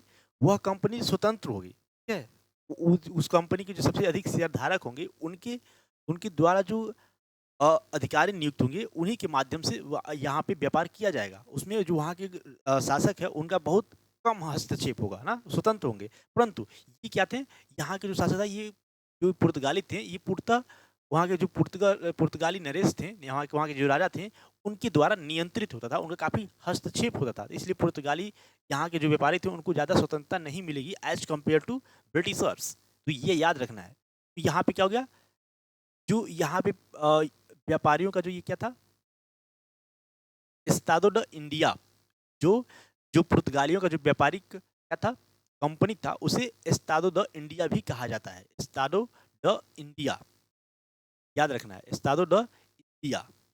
और मैं थोड़ा सा और आपको ऊपर बताऊं, देखिए, जो एस्तादो द इंडिया जो पुर्तगाली कंपनी है, इसकी स्थापना तो 1498 एडी में हुई थी। और ब्रिटिश ईस्ट इंडिया कंपनी की 1600 एडी में स्थापित होगी ना, ब्रिटिश ईस्ट इंडिया कंपनी, जिसे हम नॉर्मली ईस्ट इंडिया कंपनी के नाम से जानते हैं। दूसरा, डच डच कंपनी की स्थापना कब होगी? 1602 एडी में होगी। और दूसरा, Danish east India company, I think Dutch या डेनिश, ठीक है, अभी इसमें कन्फ्यूजन है। इसकी स्थापना कब होगी? 1616 एडी में होगी। डेनिश ईस्ट इंडिया कंपनी और फ्रेंच फ्रांसीसियों ने कंपनी कब खोली? 1664 में French east India company, okay, ये याद हो जाएगा। और ये स्वीडिश ईस्ट इंडिया कंपनी, इसकी स्थापना कब हुई थी? 1731 एडी में। तो ये था एस्टाडो द इंडिया, पुर्तगाली कंपनी, जिसकी स्थापना 1498 एडी में हुई थी। ये छूट गया था, मैं समझाना, ओके। चलिए, तो ये हो रहा एस्टाडो द इंडिया, ये पुर्तगाली कंपनी था, एस्टाडो द इंडिया के नाम से जाना जाता है, ठीक है। देखिए, जो पुर्तगाली आए थे, उनकी सफलता के कारण क्या थे? जो पुर्तगाली यहाँ पे आए, उनकी इतना अधिक सफल क्यों हो पाए, उसके पीछे के कारण क्या थे? तो देखिए, जो एशिया की तुलना में ना, जो एशिया के जो अन्य यहाँ की जो राजा महाराजा शक्तियाँ थी, उनकी तुलना में इनकी जो नौसेना थी क्या थी? सर्वश्रेष्ठ थी। अब तक क्या थी? सर्वश्रेष्ठ थी। हालांकि इससे पहले दक्षिण भारत में जो चोल शासक थे, जिन्होंने दक्षिण पूर्व एशिया, श्रीलंका और इंडोनेशिया इत्यादि क्षेत्रों में विजय हासिल किया था, जैसे राजेंद्र, ओके, राजेंद्र प्रथम, ओके, राजराज, ये जो शासक हुआ करते थे, उनकी भी बहुत संपन्न थी, परंतु ये आधुनिक भारत में इनकी जो नौसेना थी क्या थी? सर्वश्रेष्ठ थी, विश्व में भी सर्वश्रेष्ठ थी, हम ऐसा बोल सकते हैं ना, उस समकाल में। देखिए, उनके द्वारा स्थानीय लोगों की सेनाओं का गुप्तचरी किया करते थे, क्या करते थे? आधुनिक तरीके से क्या करते थे? गुप्तचरी किया करते थे, और अन्य सेवाओं में उनका उपयोग भी करते थे। जो वहाँ के स्थानीय लोग थे, के माध्यम से गुप्तचरी कराया करते थे, और उनका अन्य सेवाओं में उपयोग भी करते थे। और यहाँ की जो स्त्रियाँ थी, उन पे सती प्रथा का रोक लगा करके, वहाँ की जो स्त्रियाँ थी, यानी कि विधवा विवाह, उनसे, विधवाओं से वो वैवाहिक संबंध भी स्थापित करते, साथ ही, ओके। तो काफ़ी काफ़ी अधिक मात्रा में धर्मांतरण भी किए, पैसे या धन का या जैसे भी हो लालच दे करके उन लोगों ने काफ़ी धर्मांतरण भी किए, यानी कि जो यहाँ पे, और काफ़ी हद तक सफल भी हुए ना, सफल भी हुए, और यहाँ पे अपना एक क्रिश्चियनिटी, एक बोल सकते हैं धर्म भी स्थापित करने में सफल हुए ना। देखिए, पुर्तगालियों को 17वीं सदी में डच व अंग्रेजी प्रतियोगिता का सामना करना पड़ा, ओके, करना पड़ा। अंग्रेजों ने 1622 एडी में हुरमुज पर अधिकार कर लिया। तो वही हुरमुज ना, हुरमुज जल संधि, कहाँ पे? गुजरात के आसपास वाले क्षेत्र में ना, याद रखना, हुरमुज जल संधि। और 1641 में डचों का मलक्का पर अधिकार हो गया। मलक्का जल संधि है ना, कहाँ पे? आइलैंड, इंडोनेशिया के आसपास, मलेशिया के आसपास है ना, उस वाले क्षेत्र में मलक्का जल संधि है। अंडमान निकोबार के आसपास है ना, वहाँ पे बगल में मलक्का मलक्का जल संधि है। वहाँ पे क्या कर लिया? डचों का अधिकार हो गया, ओके। पुर्तगालियों से वो क्या कर लेंगे? इसे छीन लेंगे। और 1451 ईदी में उत्तर मासा अंतरिप था ना, वहाँ पे उत्तर मासा अंतरिप कहाँ पे? ये साउथ अफ्रीका में है ना, कहाँ पे? केप ऑफ गुड होप, वहाँ पर भी डचों का अधिकार हो गया। डचों ने पुर्तगालियों के श्रीलंकाई मसाले व्यापार जो क्षेत्र था, उसे भी छीन लिया, जहाँ से पुर्तगाली बहुत सारे क्या करते थे? मसाला खरीदते थे, कहाँ से? श्रीलंका वाले क्षेत्र से। तो श्रीलंका पर भी डचों का क्या हो गया? अधिकार स्थापित हो गया। और 1632 में जो शाहजहाँ था ना, शाहजहाँ के काल में कासिम खान ने हुगली की पुर्तगालियों की बस्तियों को नष्ट कर दिया। काफ़ी अधिक मात्रा में जो बस्तियाँ थी हुगली के आसपास, ठीक है, वहाँ पुर्तगाली बस्ती थी, कहाँ पे? बंगाल में। उसे उसने नष्ट कर दिया शाहजहाँ ने, ओके, क्योंकि ये बहुत ज़्यादा लूट-पाट करते थे ना, बहुत ज़्यादा वहाँ पे जो होते थे, बहुत सारे स्थानीय लोगों को प्रताड़ित करते थे, लूट-मार करते थे, ओके। तो पुर्तगालियों की बस्तियों को क्या कर दिया इसने? नष्ट कर दिया। आगे चल के औरंगज़ेब ने भी ना चटगाँव में एक सैनिक कार्रवाई किया, और समुद्री लुटेरे हुआ करते थे, जिन्हें जो है ना, अभी एक नाम आएगा, उस नाम को मैं भूल रहा हूँ, फिरंगी, फिरंगी के नाम से भी जाना जाता था, ओके। फिरंगी, फिरंगियों के नाम से भी जाना जाता था। ये पुर्तगाली क्या थे? लुटेरे थे, समुद्री लुटेरे थे। ये फिरंगियों के नाम से भी जाना जाता है। समुद्री लुटेरे या स्थानीय स्तर पे भी लुटेरे होंगे ये।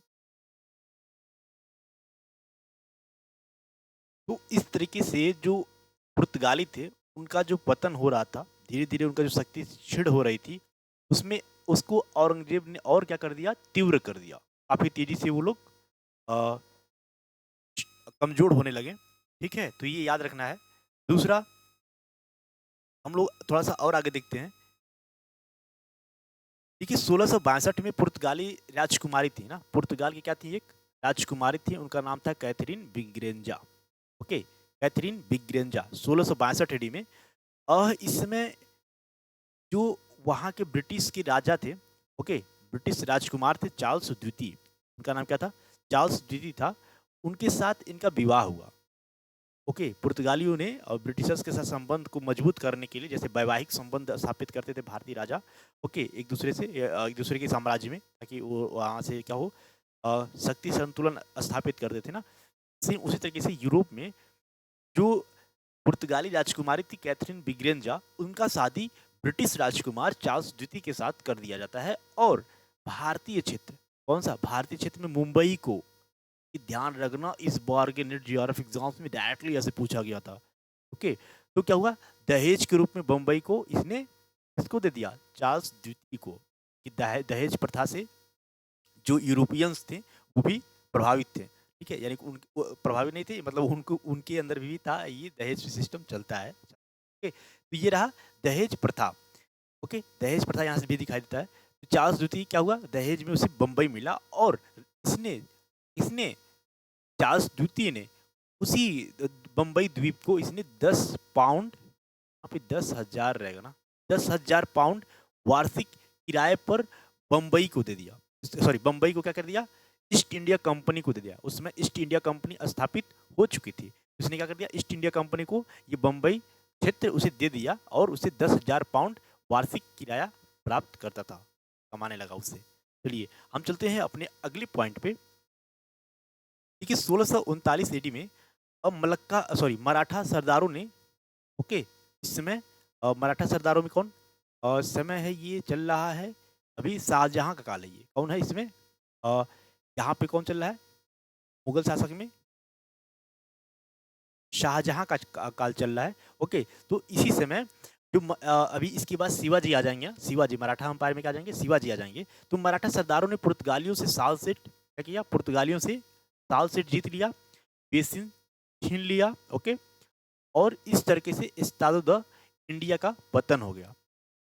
ओके, जो बच्चे कुछ क्षेत्र थे वो पुर्तगालियों के इन लोगों ने छीन लिया, और गोवा दमन दीव वाले क्षेत्र तक सीमित रह गए।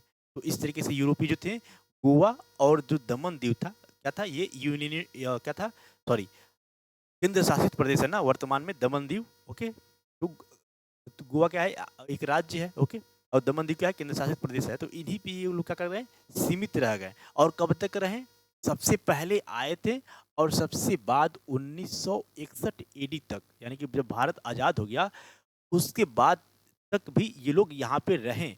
तो भारत सरकार ने पुलिस कार्रवाई के द्वारा इनको खदेड़ा था, याद रखना, भारत ने पुलिस कार्रवाई के द्वारा 1961 ईडी में इन्हें खदेड़ा था। तो इसीलिए जो भारत का जो फ्रांस से संबंध है ना, काफ़ी मधुर है, बहुत ही अच्छे संबंध है। फ्रांस ने स्वयं यहाँ से पुल आउट कर लिया था, निकल लिया था। यानी भारत को जो सरकार, जब भारत आज़ाद हो गया तो उसके बाद यहाँ के लोगों को उसका क्षेत्र समर्पित कर दिया, ठीक है। गोवा को क्या कर दिया, यहाँ के लोगों को दे दिया। लेकिन जो जो गोवा था ना वो फ्रांस के कब्जे में था। ओके, तो फ्रांस ने क्या कर दिया, भारत को दे दिया। लेकिन जो पुर्तगाली थी वो यहाँ पे युद्ध पर भी उतारू हो गए थे, युद्ध पर भी उतारू हो गए, लेकिन अपना स्थिति कमजोर देख करके निकल लिए। पुलिस कार्रवाई करनी पड़ी भारत को, उसके बाद मिला। इसलिए भारत का जो पुर्तगाली है उससे संबंध काफ़ी मधुर नहीं है, लेकिन उतना खराब भी नहीं है ना। ओके, तो ये याद रखना है। चलिए हम चलते हैं अपने अगले पॉइंट पे। हमारा अगला पॉइंट है, तो नियंत्रण स्थापित कर लिया। ओके, अगले चलते हैं। हमारा अगला पॉइंट है ये है, भारत के विरुद्ध तुर्की आक्रमण आया था ना उस सुलेमान रईस के नेतृत्व में। तो 2929 में सुलेमान रईस के नेतृत्व में एक गुजरात में क्या हुआ, एक सैनिक दस्ता भारत में आया।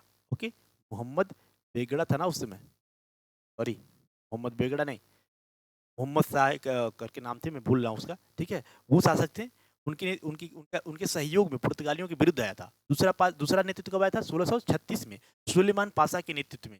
ओके, सुलेमान पाशा के नेतृत्व में आया था। चलिए हमारा इसका अगला पॉइंट है, 1551 एडी में पेरी रईस, भूज वाले क्षेत्र, गुजरात का जो भूज वाला क्षेत्र है ना, उस वाले क्षेत्र में भी पेरी रईस आया था। ये तुर्की से एक सैनिक दस्ता चल के आता था ना। ओके, तुर्की से चल के आते थे। चलिए, यस, बहादुर शाह, क्या नाम था उसका, बहादुर शाह, मैं भूल रहा था, बहादुर शाह। तो इसने क्या किया, तुर्की से सहायता मांगता था, किसके विरुद्ध, पुर्तगालियों के विरुद्ध। तो ये रहा सुलेमान पाशा, सुलेमान रईस और सुलेमान पाशा और पेरी रईस। और 1554 ईडी में कौन आया, सीदी अली, कौन आया, सीदी अली, याद रखना है। ये सीदी अली भी आया किसके यहाँ पुर्तगालियों के विरुद्ध ही आया था, पश्चिमी तट वाले क्षेत्र पर आया था ना। कहाँ से आते थे? तुर्किश चल के आते थे। ठीक है, दुश्मन का दुश्मन क्या होता है? दोस्त होता है। तो पुर्तगाली भी क्या थे? और यहाँ के जो शासक थे गुजरात के ये बहादुर शाह, उनके क्या थे? दुश्मन थे। और पुर्तगाली जो तुर्की थे उनके, वो ये यूरोपियंस दुश्मन थे। तो उसके दुश्मन और इसके दुश्मन, ये दोनों दोस्त बन गए, और दोनों दुश्मन क्या हो गए? कॉमन हो गए दोनों के। ठीक है, तो ये आचार्य चाणक्य ने बोला था ना। ठीक है, उनका कोटेशन है, तो ये याद रखना। तो ये चार आए थे, Suleman rice, Suleman Pasha, peri rice और सीदी अली डायस। ठीक है, ये चार आए थे। देखिए हमारा अगला पॉइंट है, जो पुर्तगाली शक्ति पतन हुआ था उसके पीछे के अगर कारणों को अगर क्या किया जाए, अध्ययन किया जाए, तो हम देख पाते हैं जो पुर्तगाली थे उनकी जो यूरोपीय, उन्हीं के देश के बोल सकते हैं, या उन्हीं के क्षेत्र के जो यूरोपीय कंपनियां थी उनके साथ प्रतिद्वंदता हो गई। उस प्रतिद्वंदता में क्या हो गए? पिछड़ गए। ठीक है, पिछड़ इसलिए गए क्योंकि ये अ, राज्य द्वारा स्थापित कंपनी थी। इसमें जो वहाँ के राजा थे उनका हस्तक्षेप था, वो इसमें दखल देते थे। जैसे जिस तरह से वहाँ का माहौल होता था, जिस तरह से वहाँ का स्थानीय होता था, उसके अनुसार इसको भी ढालते थे। वो यहाँ के जो भारतीय परिक्षेत्र था उसके अनुसार, और यहाँ का जो ये प्रतिद्वंदता था उसके अनुसार इसको अपडेट नहीं कर पाए। ओके, तो इस कारण ये बिछड़ गए। पुर्तगाली क्या हो गए? कंपनियों का यहाँ पे उनकी प्रतिद्वंदता के कारण बिछड़ गया। और व्यापार के साथ साथ ये यहाँ के जो स्थानीय लोगों की भावनाओं से भी खेलते थे। क्या करते थे? लूट मार की नीति अपनाते थे। समुद्री लुटेरे थे। इनके वंशज को फिरंगी के नाम से जाना जाता है, जिसका जो कपिल शर्मा शो है, जिसके क्या है, एक्टर है कपिल, उनकी फिल्म आया था ना फिरंगी के नाम से। ठीक है, फिरंगी के नाम से, तो वो इसी इसी पे आधारित है। जो ये इसके वंशज से पुर्तगालियों के, उन्हें फिरंगियों के नाम से भी जाना जाता है। इसलिए लोग चिढ़ाने के लिए भी यूरोपियंस को फिरंगी फिरंगी भी कहा बोला बोला करते हैं। ठीक है, तो ये रखना, याद रखना, फिरंगी इससे संबंधित है, पुर्तगालियों से संबंधित है। और इनकी आक्रामक नीति, असहिष्णुता की नीति ना। ठीक है, धार्मिक रूप से क्या थे? ये असहिष्णु थे। यहाँ के जो अन्य धर्मों के ये लोग रिस्पेक्ट नहीं करते थे, एक प्रकार से बोल सकते हैं, रिस्पेक्ट नहीं करते थे। यहाँ के जो मंदिर थे और ये तो क्या थे, और जो अरबियंस थे, बोल सकते हैं मुस्लिम शक्तियाँ थी, उनके साथ ये क्या था, इनके बहुत ही अ, कटु संबंध थे ना। ठीक है, वैमनस्य हमेशा रहते थे, बदले की भावना से ये लोग रहते थे हमेशा। ठीक है, और जो यहाँ पे हिंदू, जो गोवा में बहुत सारे टेम्पल्स वगैरह थे, मंदिर वगैरह थे, केरला वाले तट में क्षेत्र में, उन सभी मंदिरों को भी तोड़ दिया और उसका चर्च का निर्माण किया। साथ ही यहाँ के स्थानीय लोगों से, हालांकि वो जो स्थानीय लोगों से वैवाहिक संबंध स्थापित किया, वो इस साम्राज्य में विस्तार में क्या हुआ? सहयोग ही हुआ, हुआ सांस्कृतिक विस्तार ही हुआ। ठीक है, तो ये याद रखना, आक्रामक नीति के कारण, असहिष्णुता की नीति के कारण भी इनका क्या हुआ? पतन जो हो रहा था उसमें ये आग में घी का काम कर रहे थे। भारत की तुलना में ब्राजील को प्राथमिकता दी इन्होंने। धीरे धीरे क्या कर दिया?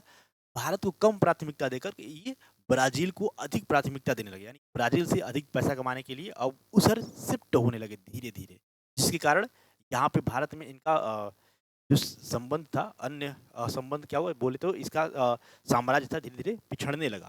ठीक है, तो ये यहाँ तक ये रहा पॉइंट।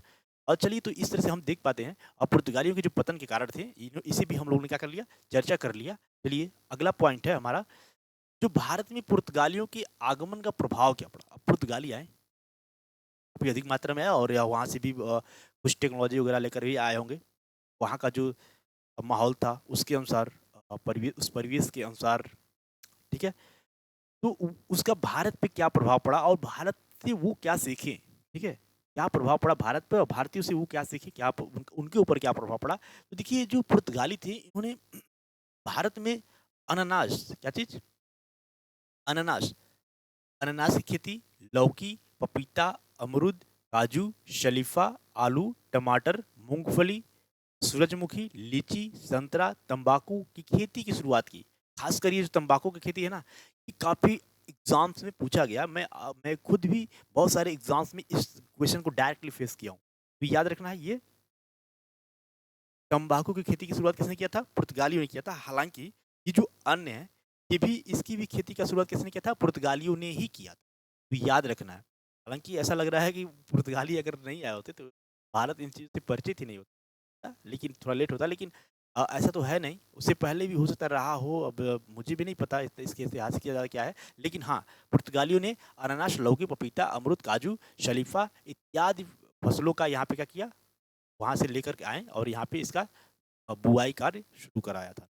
ठीक है, देखिए इन्होंने 1556 एडी में पहली बार प्रिंटिंग प्रेस की शुरुआत की, स्थापना की और यहाँ पे जड़ी बूटी पर आधारित, भारत में बहुत सारी जड़ी बूटी ना, ठीक है, उस जड़ी बूटी पर आधारित पुस्तक का लेखन इन्होंने, ओके, वैज्ञानिक ग्रंथों का क्या किया इसने, गोवा से प्रकाशित भी किया। ठीक है, तो याद रखना ये याद रखना है कि जो प्रथम पत्रिका छपेगा ना, न्यूज़पेपर, वो इन लोगों ने नहीं, अंग्रेजों ने छापा था। ठीक है, अंग्रेजों ने 1600 आई थिंक 77-78 के आसपास छापा था ना। ठीक है, तो याद रखना है उस समय छपा था, लेकिन इन्होंने प्रिंटिंग प्रेस की शुरुआत कर दिया था। ओके, सीमित मात्रा में प्रिंटिंग प्रेस की शुरुआत कर दिया था। इस प्रिंटिंग प्रेस की अब प्रयोग होगा कब, न्यूज़पेपर के छपाई में। अब वो शुरुआत कब करेंगे, अब अंग्रेजों द्वारा की जाएगी। अभी इसका हम अध्ययन करेंगे आगे, जब अंग्रेज पढ़ेंगे तो उसमें इसका अध्ययन, सॉरी अंग्रेजी भी नहीं करेंगे हम, जब पत्र पत्रिकाएं पढ़ेंगे तो उसमें करेंगे ना। चलिए अगला हमारा पॉइंट है, भारत का जापान के साथ व्यवहार प्रारंभ इन्हीं इन्हीं की देन है ना, कि भारत के जो आज ही वर्तमान संबंध है ना, अभी मजबूत संबंध है, उसका ये ऋण भी बोल सकते हैं। उस समय ये स्थापित हो चुका था, तो इसका जो भारत का जो व्यापारिक संबंध है ना, ये जापान के साथ पुर्तगालियों ने ही स्थापित किया था। ठीक है, तो याद रखना है। और तटवर्ती क्षेत्रों में ना, ये तटपट्टी नहीं, तटवर्ती क्षेत्रों में कैथोलिक ईसाई धर्म का प्रचार किया ना, संत जेवियर आए थे, याद है ना, जोआ द कास्त्रो, उसके ऊपर वाले जो गवर्नर था उस पे आए थे ना, फासुदा अल्बुकर्क के समय। ठीक है, तो कौन आए थे, संत जेवियर आए थे। तो काफी अधिक मात्रा में गोवा में इन्होंने क्या किया, धर्म परिवर्तन कराने में सफलता प्राप्त की। जहां जहां ये थे वहां पे धर्म परिवर्तन कराने के लिए जो ईसाई मिशनरी थे वो आए। ठीक है, तो वो आकर यहाँ पे लोगों को और धन का लालच देकर, जबरन भी, ठीक है, जैसे भी हो, प्रताड़ित करके ये लोग धर्म धर्म परिवर्तन कराने में क्या हुए, काफी अधिक मात्रा में सफल भी हुए। दूसरा, 1542 एडी में सेंट जेवियर आए थे ना, संत संत जेवियर, संत सेंट मतलब ये बोलेंगे ना, संत संत जेवियर क्या हुए थे, आए थे, यहाँ पे भारतीय चर्च की स्थापना भी हुई थी, याद रखना है। दूसरा, अभी हम लोग ऊपर पढ़े थे इसको, अगला पॉइंट है, पुर्तगालियों ने स्थापत्य के क्षेत्र में गोथिक कला शैली, पुर्तगालियों की जो शैली अपनाई थी ना, गोथिक कला शैली, ठीक है, चर्च होता था ऐसे ऐसे, ठीक है, गोथिक कला शैली इन्होंने अपनाया था। ओके, गोथिक कला शैली इन्होंने अपनाया था और ये मुगल से भी काफी ज्यादा प्रभावित थे। दूसरा, हाँ ये याद रखना है, गोथिक कला शैली याद रखना है, गोथिक कला शैली क्या करना है, याद रखना है, कौन सी शैली अपनाई थी पुर्तगालियों ने। गोवा नगर में नागरिक सुविधाओं की व्याख्या करने के लिए, सॉरी व्यवस्था करने के लिए इन्होंने नगर निगम, ठीक है, जिस तरह से आधुनिक नगर निगम है ना, उस तरह से गोवा जो क्या होता है, शहरीकरण काफी तेजी से वहाँ पे हो रहा था, तो उसका जो देख रेख करने के लिए, नागरिक सुविधाएं उसकी देख रेख करने के लिए एक निगम भी बनाया था। निगम, नगर निगम बोलते हैं, वो निगम भी इन्होंने ही बनाया था। देखिए पुर्तगालियों ने व्यापार पर नियंत्रण हेतु काफिला व्यवस्था शुरू किया। ये काफिला व्यवस्था क्या था, जो भारत का समुद्री क्षेत्र था ना, उसमें पश्चिमी तट वाले क्षेत्र में, गुजरात से लेकर के वहाँ पे केरला तक, कन्याकुमारी तक, ठीक है, तो वहाँ पे जहाँ जहाँ ये पुर्तगाली थे, उन्होंने जो उस समुद्री क्षेत्र से गुजरने वाले जहाज जितने भी गुजरते थे फ्रीली, लेकिन जो अन्य शक्तियों की, अन्य इनके प्रतिद्वंदियों की जहाज थी, उस पे इन्होंने रोक लगा दिया, एक काफिला व्यवस्था निकाल दिया है, जिसे कारतेज व्यवस्था भी बोलते हैं, क्या बोलते हैं, कारतेज व्यवस्था भी बोलते हैं। ठीक है, क्या बोलते हैं, कारतेज, परमिट बोलते हैं, इंग्लिश में से क्या बोलेंगे, permit,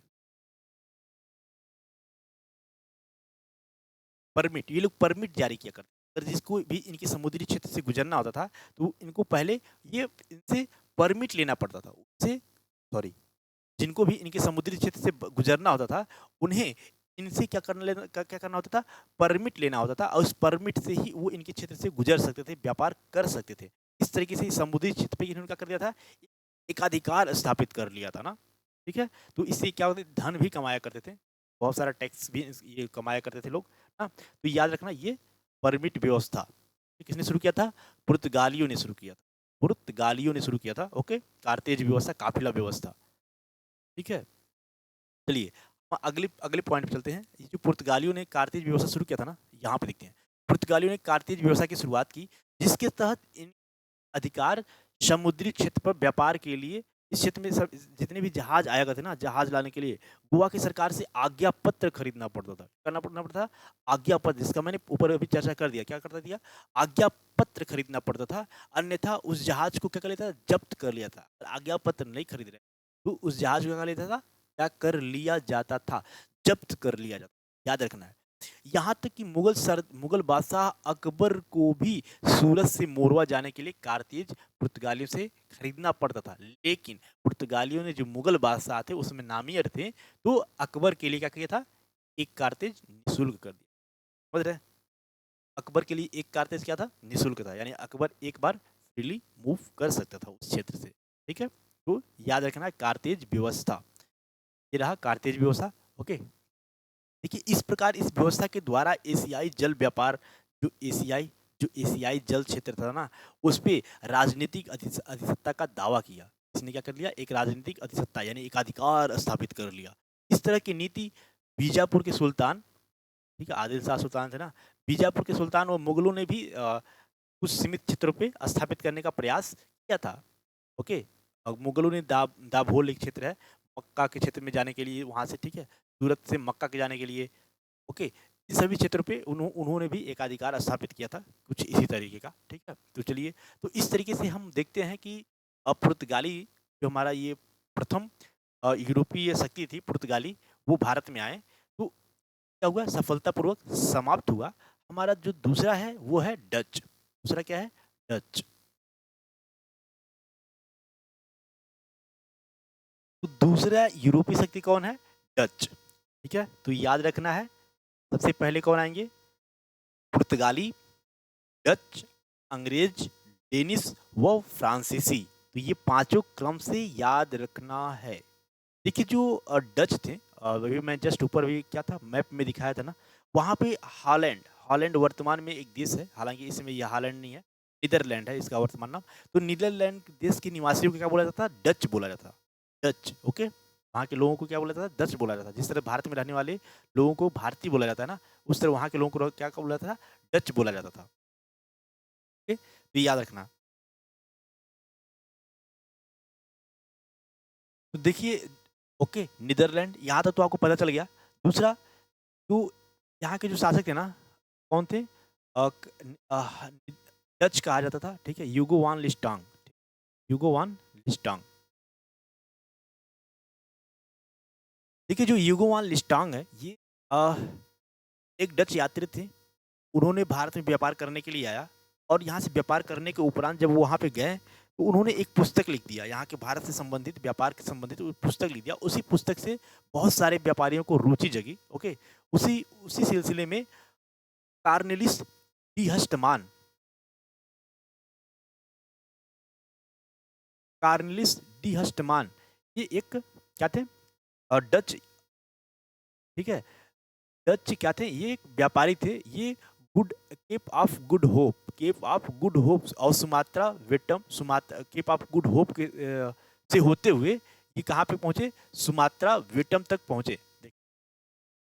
cap of good hope ये है अफ्रीका महाद्वीप के साउथ अफ्रीका देश में, और सबसे दक्षिणी छोर है केप ऑफ गुड होप। उससे होते हुए युगोवान लिस्टांग, सॉरी, कार्नेलिस डी हस्तमान ने क्या हुआ, मलक्का वाले क्षेत्र में पहुंचे, इंडोनेशिया, सुमात्रा चावा बेटम, ये सब क्या थे, द्वीप थे, इंडोनेशिया के प्रांत थे, ये अंडमान निकोबार के पूर्वी क्षेत्र में है। तो वहां पे ये लोग पहुंचे, अभी भारत में नहीं आए, याद रखना। देखिए, और डच ईस्ट इंडिया कंपनी की स्थापना राजाज्ञा से 1602 एडी में हुई। ओके, जो डच ईस्ट इंडिया कंपनी है, राजाज्ञा से, यानी कि जो वहाँ के राजा थे, उन्होंने एक उनकी आज्ञा से एक डच ईस्ट इंडिया कंपनी की स्थापना हुई। ये जो पश्चिमी देश हैं, उनके लिए हम लोग क्या हैं, पूर्वी देश हैं, ठीक है, तो हम लोग पूर्वी बोलते हैं, इसलिए जितनी भी कंपनियां हो रही हैं उसके आगे ईस्ट ईस्ट लगा हुआ है ना, तो याद रखना, हम लोग उसे पश्चिमी देश बोलते हैं, वो लोग हमें पूर्वी देश बोलते हैं, सिंपल। ठीक है, तो 1602 एडी में डच ईस्ट इंडिया कंपनी की स्थापना हुई, और इनका प्रारंभिक क्षेत्र क्या था, मसाला द्वीप पर था। ये लोग मसाला क्षेत्र पर अधिकार स्थापित करने हेतु काफी निरंतर प्रयासरत रहे। ठीक है, 1605 एडी में डचों ने 1605 एडी में डचों ने पुर्तगालियों से अम्बायना, कारतेज प्राप्त किया। ओके, अम्बायना ये भी याद रखना है, कारतेज। ठीक है, तो उन्होंने क्या किया, पुर्तगालियों से एक कारतेज प्राप्त किया ताकि वो उनके क्षेत्र में घुसकर उसके जहाज प्रवेश करा करके व्यापार करें। तो एक कारतेज मिला और वहां से 1699 एडी में जकार्ता को जीतकर उन्होंने क्या किया, जकार्ता को जीत लिया। जकार्ता कहाँ पे है, ये भी दक्षिण पूर्व एशिया देश में है, थाईलैंड। थाईलैंड की राजधानी है ना जकार्ता। जकार्ता को जीत करके वहां के खंडहरों पर एक नगर बसाया। एक एक नगर बसाया जिसका नाम क्या है, बेटेविया। बेटेविया नगर बसाया। ठीक है, बेटेविया नामक एक नगर बसाया। तो याद रखना है, इसने डचों ने जकार्ता को जीतकर बेटेविया नामक एक नगर बसाया था, जिस एक था ना सिकंदर बिन निकैया नामक एक नगर बसाया था ना, निकैया नामक एक नगर बसाया था। ठीक है, तो याद रखना है, विलेज उसमें बसाया होगा। ठीक है, बेटिविया नामक नगर इसे इसे किसने बसाया, डचों ने बसाया था। कहाँ पे, जकार्ता में। 1641 ईस्वी में मलक्का, 1641 में मलक्का, मलक्का जल संधि। और 1648 ईस्वी में सिलोन, सिलोन मतलब श्रीलंका। श्रीलंका का प्राचीन प्राचीन नाम क्या है, सिलोन, पर कब्जा कर लिया। ठीक है, जो किसके अधीन था, ये पहले पुर्तगालियों के अधीन था। अभी जस्ट हमने बोला ना कि डच क्या किए, पुर्तगालियों के बहुत सारे क्षेत्रों पे कब्जा कर लिए थे। ठीक है, तो ये वही सारे क्षेत्र हैं। ठीक है, तो याद रखना है। दूसरा, भारत में देखिए, डचों यानी यहाँ पे ई लिखा गया है ना, डचों की भारत में रुचि यह थी कि वो लोग भारत के सस्ता वस्त्र को खरीद कर, ध्यान देना, जो डच थे ये भारत में सस्ता वस्त्र खरीद कर, भारत की सस्ता वस्त्र खरीद कर इसे ले जा करके मसाला द्वीप, इंडोनेशिया, इंडोनेशिया के बहुत सारे छोटे छोटे द्वीप हैं, वहाँ पे मसाला का उत्पादन बहुत ज़्यादा होता था। ठीक है, तो उसे मसाला द्वीप के नाम से ही जाना जाता है। तो वो लोग भारत से सस्ता वस्त्र खरीदते थे, मसाला द्वीप में ले जाकर के बेचते थे, वहाँ से मसाला खरीदते थे, उसको यूरोप में ले जाके बेचते थे। ठीक है, यूरोप में ले जाकर के बेचते थे। तो दो फायदा, यहाँ भी फायदा कमाए, वहाँ फायदा कमाए, और उसे लाके यूरोप में भी बेचें। ठीक है, तो ये रहा था उन लोगों का व्यापारिक दिमाग। ठीक है, तो ये रहा। तो याद रखना, मसाला द्वीप किसे बोलते हैं, इंडोनेशिया, इंडोनेशिया को बोलते हैं ना मसाला द्वीप। याद रखना है, डचों के मौलिक व्यापारिक क्षेत्र दक्षिण पूर्व एशिया में ही था।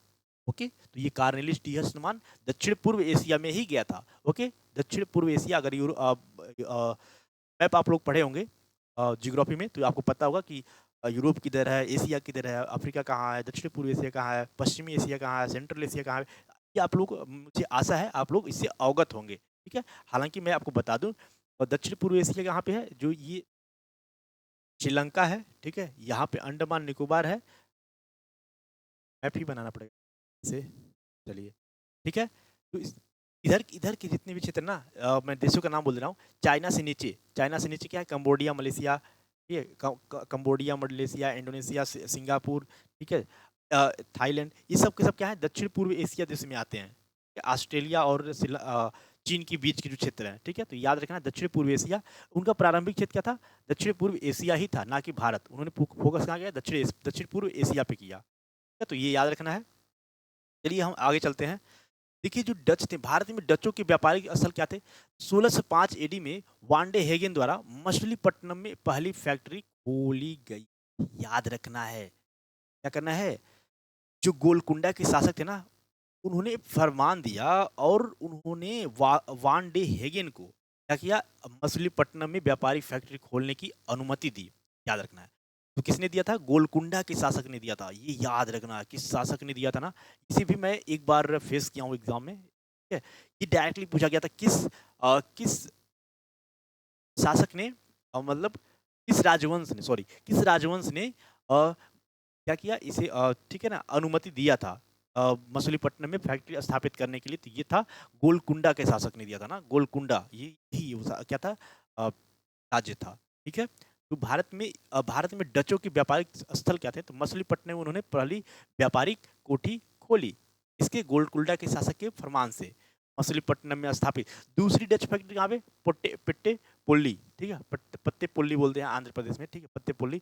ओके, ये आंध्र प्रदेश में, वहाँ पे तमिल में आई थिंक ये लैंग्वेज है। ओके, ठीक है, तो ये याद रखना है। ठीक है, तो ये हो गया। 1610 ईस्वी में चंद्रगिरी के राजा के सहयोग से पुलिकट में भी इन्होंने क्या किया, व्यापारिक कोठी खोला, पुलिकट में। ठीक है, कब किया, कब कब खोला, 1610 एडी में, 1610 एडी में चलिए, व्यापारिक स्थल बनाया गया। बाद में मछलीपट्टनम की जगह यही इनका क्या हुआ, मुख्य केंद्र बन गया। जो पुलिकट था वही इनका व्यापारिक केंद्र, याद रखना है। और पुर्तगालियों ने सबसे पहले कब खोला था? सूरत में खोला था, सॉरी कालीकट में खोला था ना, कालीकट में। जो कालीकट कौन था? वास्को डी गामा कालीकट तट पे ही उतरा था सबसे पहले, तो इसीलिए कालीकट पे ही उन्होंने सबसे पहला अपना व्यापारिक कोठी खोला था। तो ये याद रखना है। हो सकता है उन्हीं को समर्पित करने के लिए, यादों को बनाने के लिए ही खोला हो इस तरह से। ठीक है, तो ये दुर्गीकृत किया गया कोठी, सूती माल खरीदना। ठीक है, इसका जो यहाँ पे जो कोठी था कौन सा, मछलीपट्टनम में, इसका दुर्गीकृत किया गया।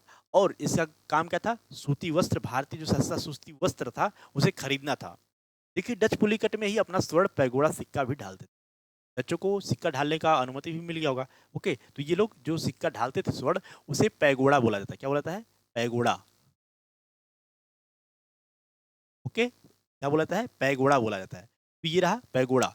अच्छा, ब्लैक पैगोड़ा जो उड़ीसा में है ना, स्वर्ण टेम्पल, स्वर्ण टेम्पल नहीं बोलेंगे, उड़ीसा में है जो sun temple, sorry sun temple है, उसे भी ब्लैक पैगोड़ा बोला जाता है ना, याद रखना, ब्लैक पैगोड़ा।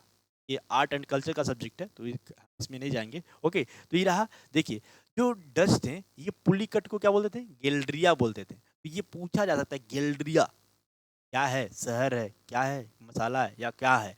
तो ना, तो ठीक है, पुलिकट जो असल था उसे ये लोग गेल्ड्रिया कह के बुलाते थे। गेल्ड्रिया नाम दिए थे, उसका उपनाम बोल सकते हैं गेल्ड्रिया। ठीक है।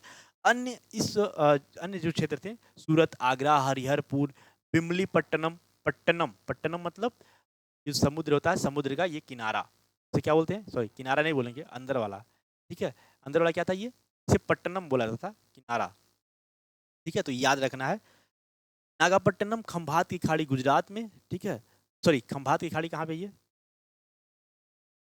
खंभात में ही है, गुजरात में ही है। ठीक है, मन्नार की खाड़ी कहाँ पे है? तमिलनाडु वाले क्षेत्र में है। मन्नार, श्रीलंका, श्रीलंका और तमिलनाडु के बीच में नीचे वाला क्षेत्र को क्या बोलते हैं? मन्नार की खाड़ी बोलते हैं।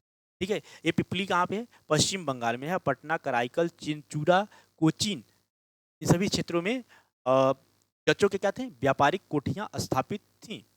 दूसरा, बंगाल में पहली कोठी पिपली में स्थापित की गई। बंगाल में पहली कोठी कहाँ पे स्थापित की गई थी?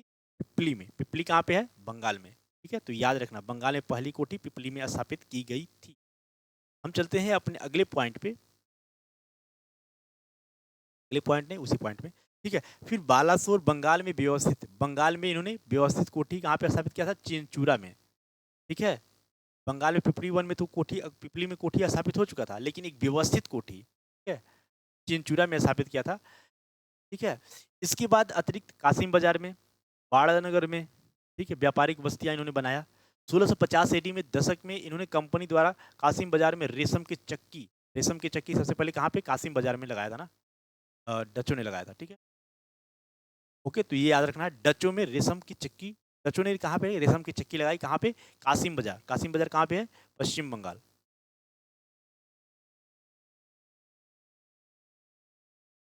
ठीक है, कासिम बाजार में इन्होंने रेशम की चक्की लगाई, स्थापित किया।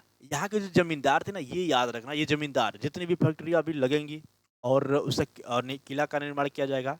ठीक है, तो ये सुभा सिंह और रहीम रहीम खां, सुभा सिंह और रहीम खाना, ये लोग क्या करेंगे? उसका विरोध करेंगे। ठीक है, बार बार विद्रोह करेंगे। ओके, अन्य यूरोपीय कंपनियों के समान डचों ने भी चिंचूरा स्थित फैक्ट्री का क्या कर दिया? क्या कर दिया? फोर्ट में बदल दिया, किला का निर्माण कर दिया गया, जिसे बाद में क्या बोला जाएगा? Dutch fort. डच फोर्ट या गुलसाबुस फोर्ट भी नाम दिया जाएगा। ठीक है, फोर्ट या गुलसाबुस फोर्ट भी नाम उसका दिया गया। ठीक है, तो ये कहाँ पे था? चिंसुरा में था। चिंसुरा ये कहाँ पे है? एक बंगाल में स्थित एक कर रहा होगा। ओके, तो क्या हो गया? चिंसुरा स्थित फैक्ट्री का इन्होंने क्या कर दिया? किलाबंदी कर दिया, जिसका नाम फोर्ट या गुलसाबुस फोर्ट रखा गया। तो याद रखना, गुलसाबुस फोर्ट है ये, गुलसाबुस फोर्ट है ना। चलिए, फिर फोर्ट विलियम भी आगे आएगा ना, ये फोर्ट विलियम नहीं है, ये गुलसाबुस फोर्ट है। तो याद रखना, किससे संबंधित है? डचों से संबंधित है।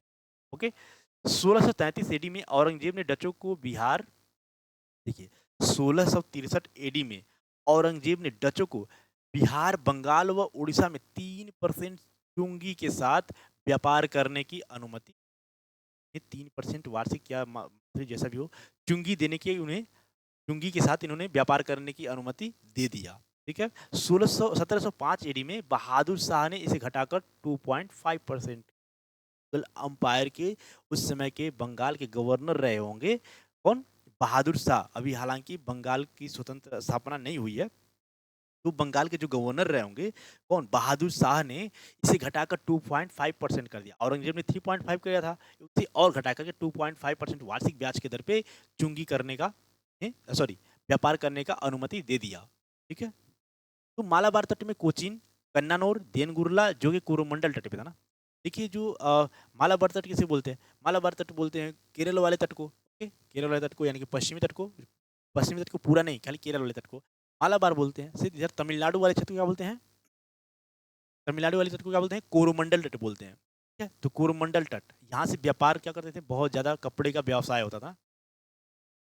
ठीक है, तो इन्होंने क्या कर दिया? मालाबार तट में जो स्थित था क्या? कोचीन, कन्नानौर और देनगुरला, ये जो क्षेत्र थे ये तीनों मालाबार तट पे थे, केरल वाले तट पे थे। तो लोगों ने इस पे व्यापार अ, अपना आग नजर ना लगा करके इन्होंने कोरोमंडल,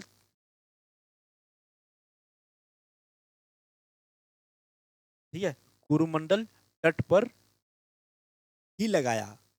ओके, जो कोरोमंडल तट का जो कपड़ा व्यवसाय था वो काफी उन्नत में था, जबकि मालाबार तट था वो मसाले के लिए थोड़ा कम था, इसीलिए कम लाभ पर था, इसीलिए उन्होंने मालाबार तट को उपेक्षा की और कोरोमंडल तट पे ही अपना फोकस किया।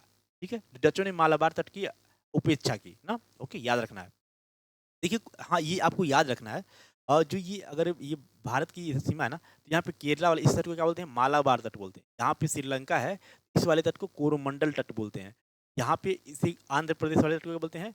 उत्तरी सरकार तट बोलते हैं। ठीक है, और इसी तट क्या बोलते हैं? इस वाले उत्कल तट बोलते हैं ना, उड़ीसा वाले क्षेत्र को। ठीक है, तो ये मालाबार तट हो गया। अब यहाँ पे कंकड़ इसे कन्नड़ तट बोलते हैं ना, कन्नड़ तट, मैं भूल रहा हूँ। ठीक है, कन्नड़ तट इसे बोलते हैं। ठीक है, याद रखना। बम्बई वाले से बात, बम्बई कोंकण तट, बम्बई वाले को क्या बोलते हैं? कोंकण। इसे इधर कर्नाटका वाला क्षेत्र को क्या बोलते हैं? कन्नड़, कन्नड़ तट बोलते हैं। ऐसे क्या बोलते हैं? मालाबार। उसे क्या बोलते हैं? मन्नार की खाड़ी यहाँ पे है ना, इसे कोरोमंडल तट बोलते हैं। ठीक है, तो इस तरीके से ये आपको तट जो है, भारत का भौगोलिक क्षेत्र सीमा जो है, इसको इसका अध्ययन आपको करना होगा। ठीक है, इसका भी यूज होता है सब जगह। चलिए, जानकारी के लिए आपको बेसिक जानना जरूरी होता है ना। देखिए, तो कोरोमंडल तट पर डचों का अनेक बार मेंजुमला, जो मेंजुमला था ना, उसे संघर्ष हुआ। मेंजुमला का जो संघर्ष, जो संबंध था पुर्तगालियों के साथ मधुर था, इसीलिए पुर्तगालियों ने उसे क्या कर लिया? बहुत इसका साथ देते थे ना। मेंजुमला तो था, इसका डचों के साथ संबंध खराब था, इनका संबंध होता था, संबंध खराब होता था, जिसमें पुर्तगालियों ने भी इनका मेंजुमला का सहयोग दिया था। इससे पुर्तगालियों को सहूलियत होती थी व्यापार करने में ना। कोरोमंडल तट को मलक्का व्यापार का बायां हाथ भी कहा जाता है। याद रखना, कोरोमंडल तट को मलक्का व्यापार का, जो मलक्का से जितना भी व्यापार होता था उसका इसे बायां हाथ बोला जाता है। ओके, तो ये मलक्का का क्या बोला जाता था? बायां हाथ बोला जाता है। किसे? कोरोमंडल तट को। कोरोमंडल तट को मलक्का का बायां हाथ कहा जाता था, क्योंकि काफी मात्रा में निर्यात किया जाता था। यहाँ से काफी मात्रा में निर्यात किया जाता था इसका, कपड़े का। प्रारंभ में डच कंपनी का शासन पुल्लीकट से चलता था। प्रारंभ में पुल्लीकट में इन्होंने किया था, एक कोठिया स्थापित किया था ना, वहां से इनका व्यापार चलता था। लेकिन जबकि 1690 एडी के आसपास से इसका स्थान नेगापट्टनम ने ले लिया। ज्यादा महत्वपूर्ण नहीं है, लेकिन याद रखना है। ओके, डच फैक्ट्री के प्रमुख को क्या बोला जाता था? फैक्टर बोला जाता था। डच फैक्ट्री के जो प्रमुख हुआ करते थे उसे क्या बोला जाता था? फैक्टर। याद रखना, फैक्टर ना। याद रखना है, यहाँ पर डचों ने कार्टल अर्थात सहकारिता पर आधारित व्यवस्था शुरुआत की। सहकारिता,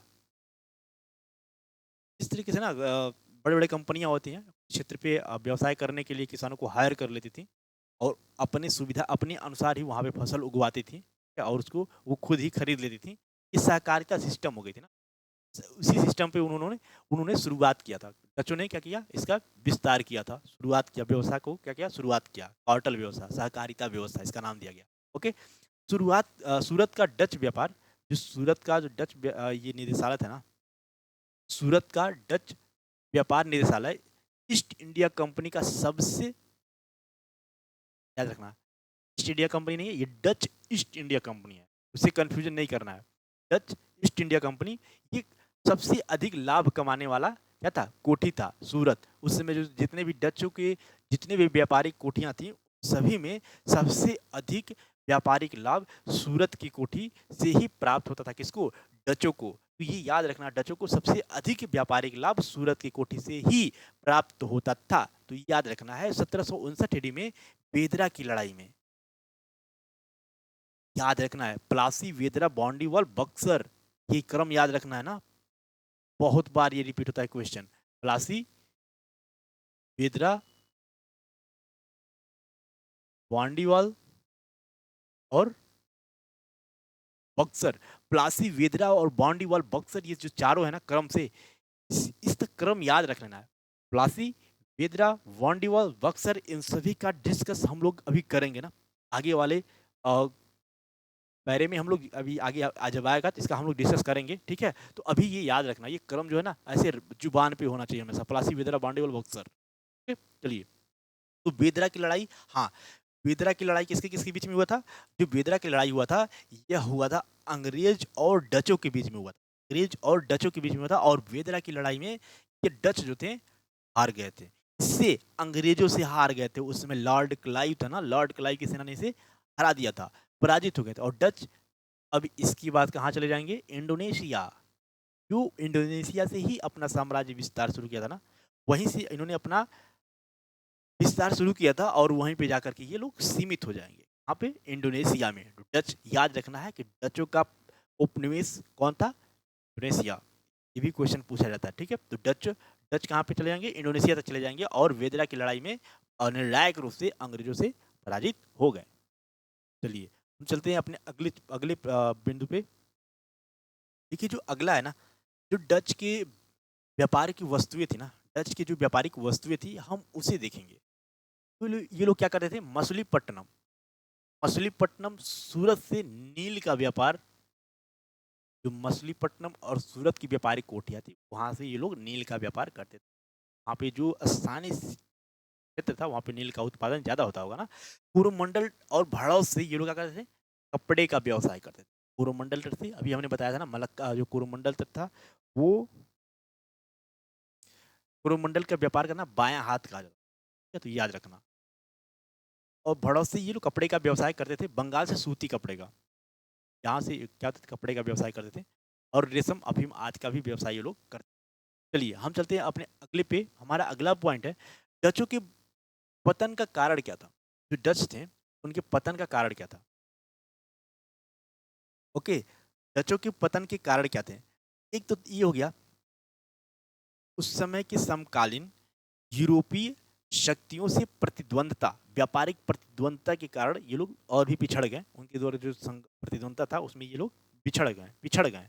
और साथ ही साथ संघर्ष, उस संघर्ष के कारण भी। और देखिए, आंग्ल यानी अंग्रेजों के साथ जो डचों का संघर्ष हुआ, उसे आंग्ल डच संघर्ष बोलते हैं। और ये वेदरा की लड़ाई में निर्णायक रूप से पराजित हुए, जिसे वेदरा की लड़ाई बोला जाता है। याद रखना, डच कब हुआ था, 1559 में हुआ था। इससे पहले क्या हो गया था, प्लासी,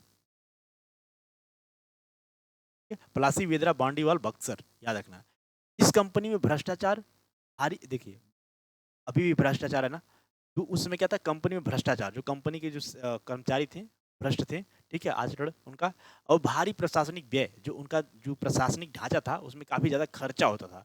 अंग्रेजों की तुलना में डचों को मुगल से कम रियायत में, उस समय की मुगल नायक हुआ करते थे, शहंशाह हुआ करते थे, बादशाह हुआ करते थे, उन्होंने अंग्रेजों को ज़्यादा रियायत रियायत दिया, ज़्यादा उन लोगों को बेनिफिट दिया एज कम्पेयर टू डच। तो डचों को ज़्यादा संरक्षण नहीं मिला, जिसके कारण वो लोग व्यापारिक रूप से पिछड़ गए, ठीक है। तो याद रखना है। अब कुछ और फैक्ट्स हैं, हम इन्हें देख लेते हैं। देखिए, जो डच थे और डचों के आगमन का भारत पर प्रभाव, भारत पर क्या प्रभाव पड़ा। भारत से जो सूती वस्त्र का निर्यात है ना, वस्त्र निर्यात को इन्होंने, वस्त्र को निर्यात का एक बहुत बड़ा माध्यम बना दिया। इससे हमें क्या होता, विदेशी रेवेन्यू प्राप्त होता था, धन प्राप्त करने का एक स्रोत बना दिया। आज भी सूती वस्त्र उद्योग में बांग्लादेश के बाद भारत ही है ना, हालांकि जो, ठीक है। तो क्या है, भारत का इस पे दबदबा है। भारत का भी क्या है, बहुत ज़्यादा दबदबा है। यहाँ से बहुत ज़्यादा विदेशी रेवेन्यू भारत प्राप्त करता है। ठीक है? चलिए, भारत से वस्त्र का निर्यात का इसे इन्होंने प्रथम बना दिया था। भारत समस्त एशिया का कारखाना बन गया। इन्हीं के कार्यकाल में, सॉरी कार्यकाल में, इन्हीं इन्हीं लोगों के समय में, इन्हीं लोगों के प्रयासों से भारत समस्त एशिया का क्या बन गया था, कारखाना बन गया था। यहाँ पे बहुत सारा उद्योग धंधे लगे थे इससे संबंधित। और भारत को केवल टीन, भारत को उस समय केवल टीन, तांबा, घोड़ा, औषधि व हाथी दांत के लिए ही बाहर जाना पड़ता था। बाकी सारी चीजें यहीं पे आदत से जाती। ठीक है, तो याद रखना, केवल तांबा, टीन, घोड़ा, औषध व हाथी दांत। हालांकि औषध भी ये भारत में ही था, परंतु ये थोड़ा कम मात्रा में थी। तो औषध, हाथी दांत, ये सब कहाँ से, बाहर से जरूरत पड़ती थी। वर्नियर ने कहा है कि वर्नियर एक क्या है, इतिहासकार है, क्या है यार, यात्री है ना, ठीक है, यात्री थे। ओके, ये कहा विश्व के प्रत्येक भाग से सोना कहाँ पे आता था, भारत में आता था। इस समय क्या होता था, भारत का जो व्यापार था विश्व के साथ, वो सरप्लस में था। सरप्लस बोले तो सरप्लस में कि हम लोग बेचते ज्यादा थे और खरीदते कम थे। इसलिए जो विदेशी मुद्रा थी भारत में अधिक मात्रा में आती थी। अधिक मात्रा में विदेशी मुद्रा भारत में आती थी। तो ये याद रखना है, ये याद रखना है कि अधिक मात्रा में विदेशी मुद्रा भारत में आती थी।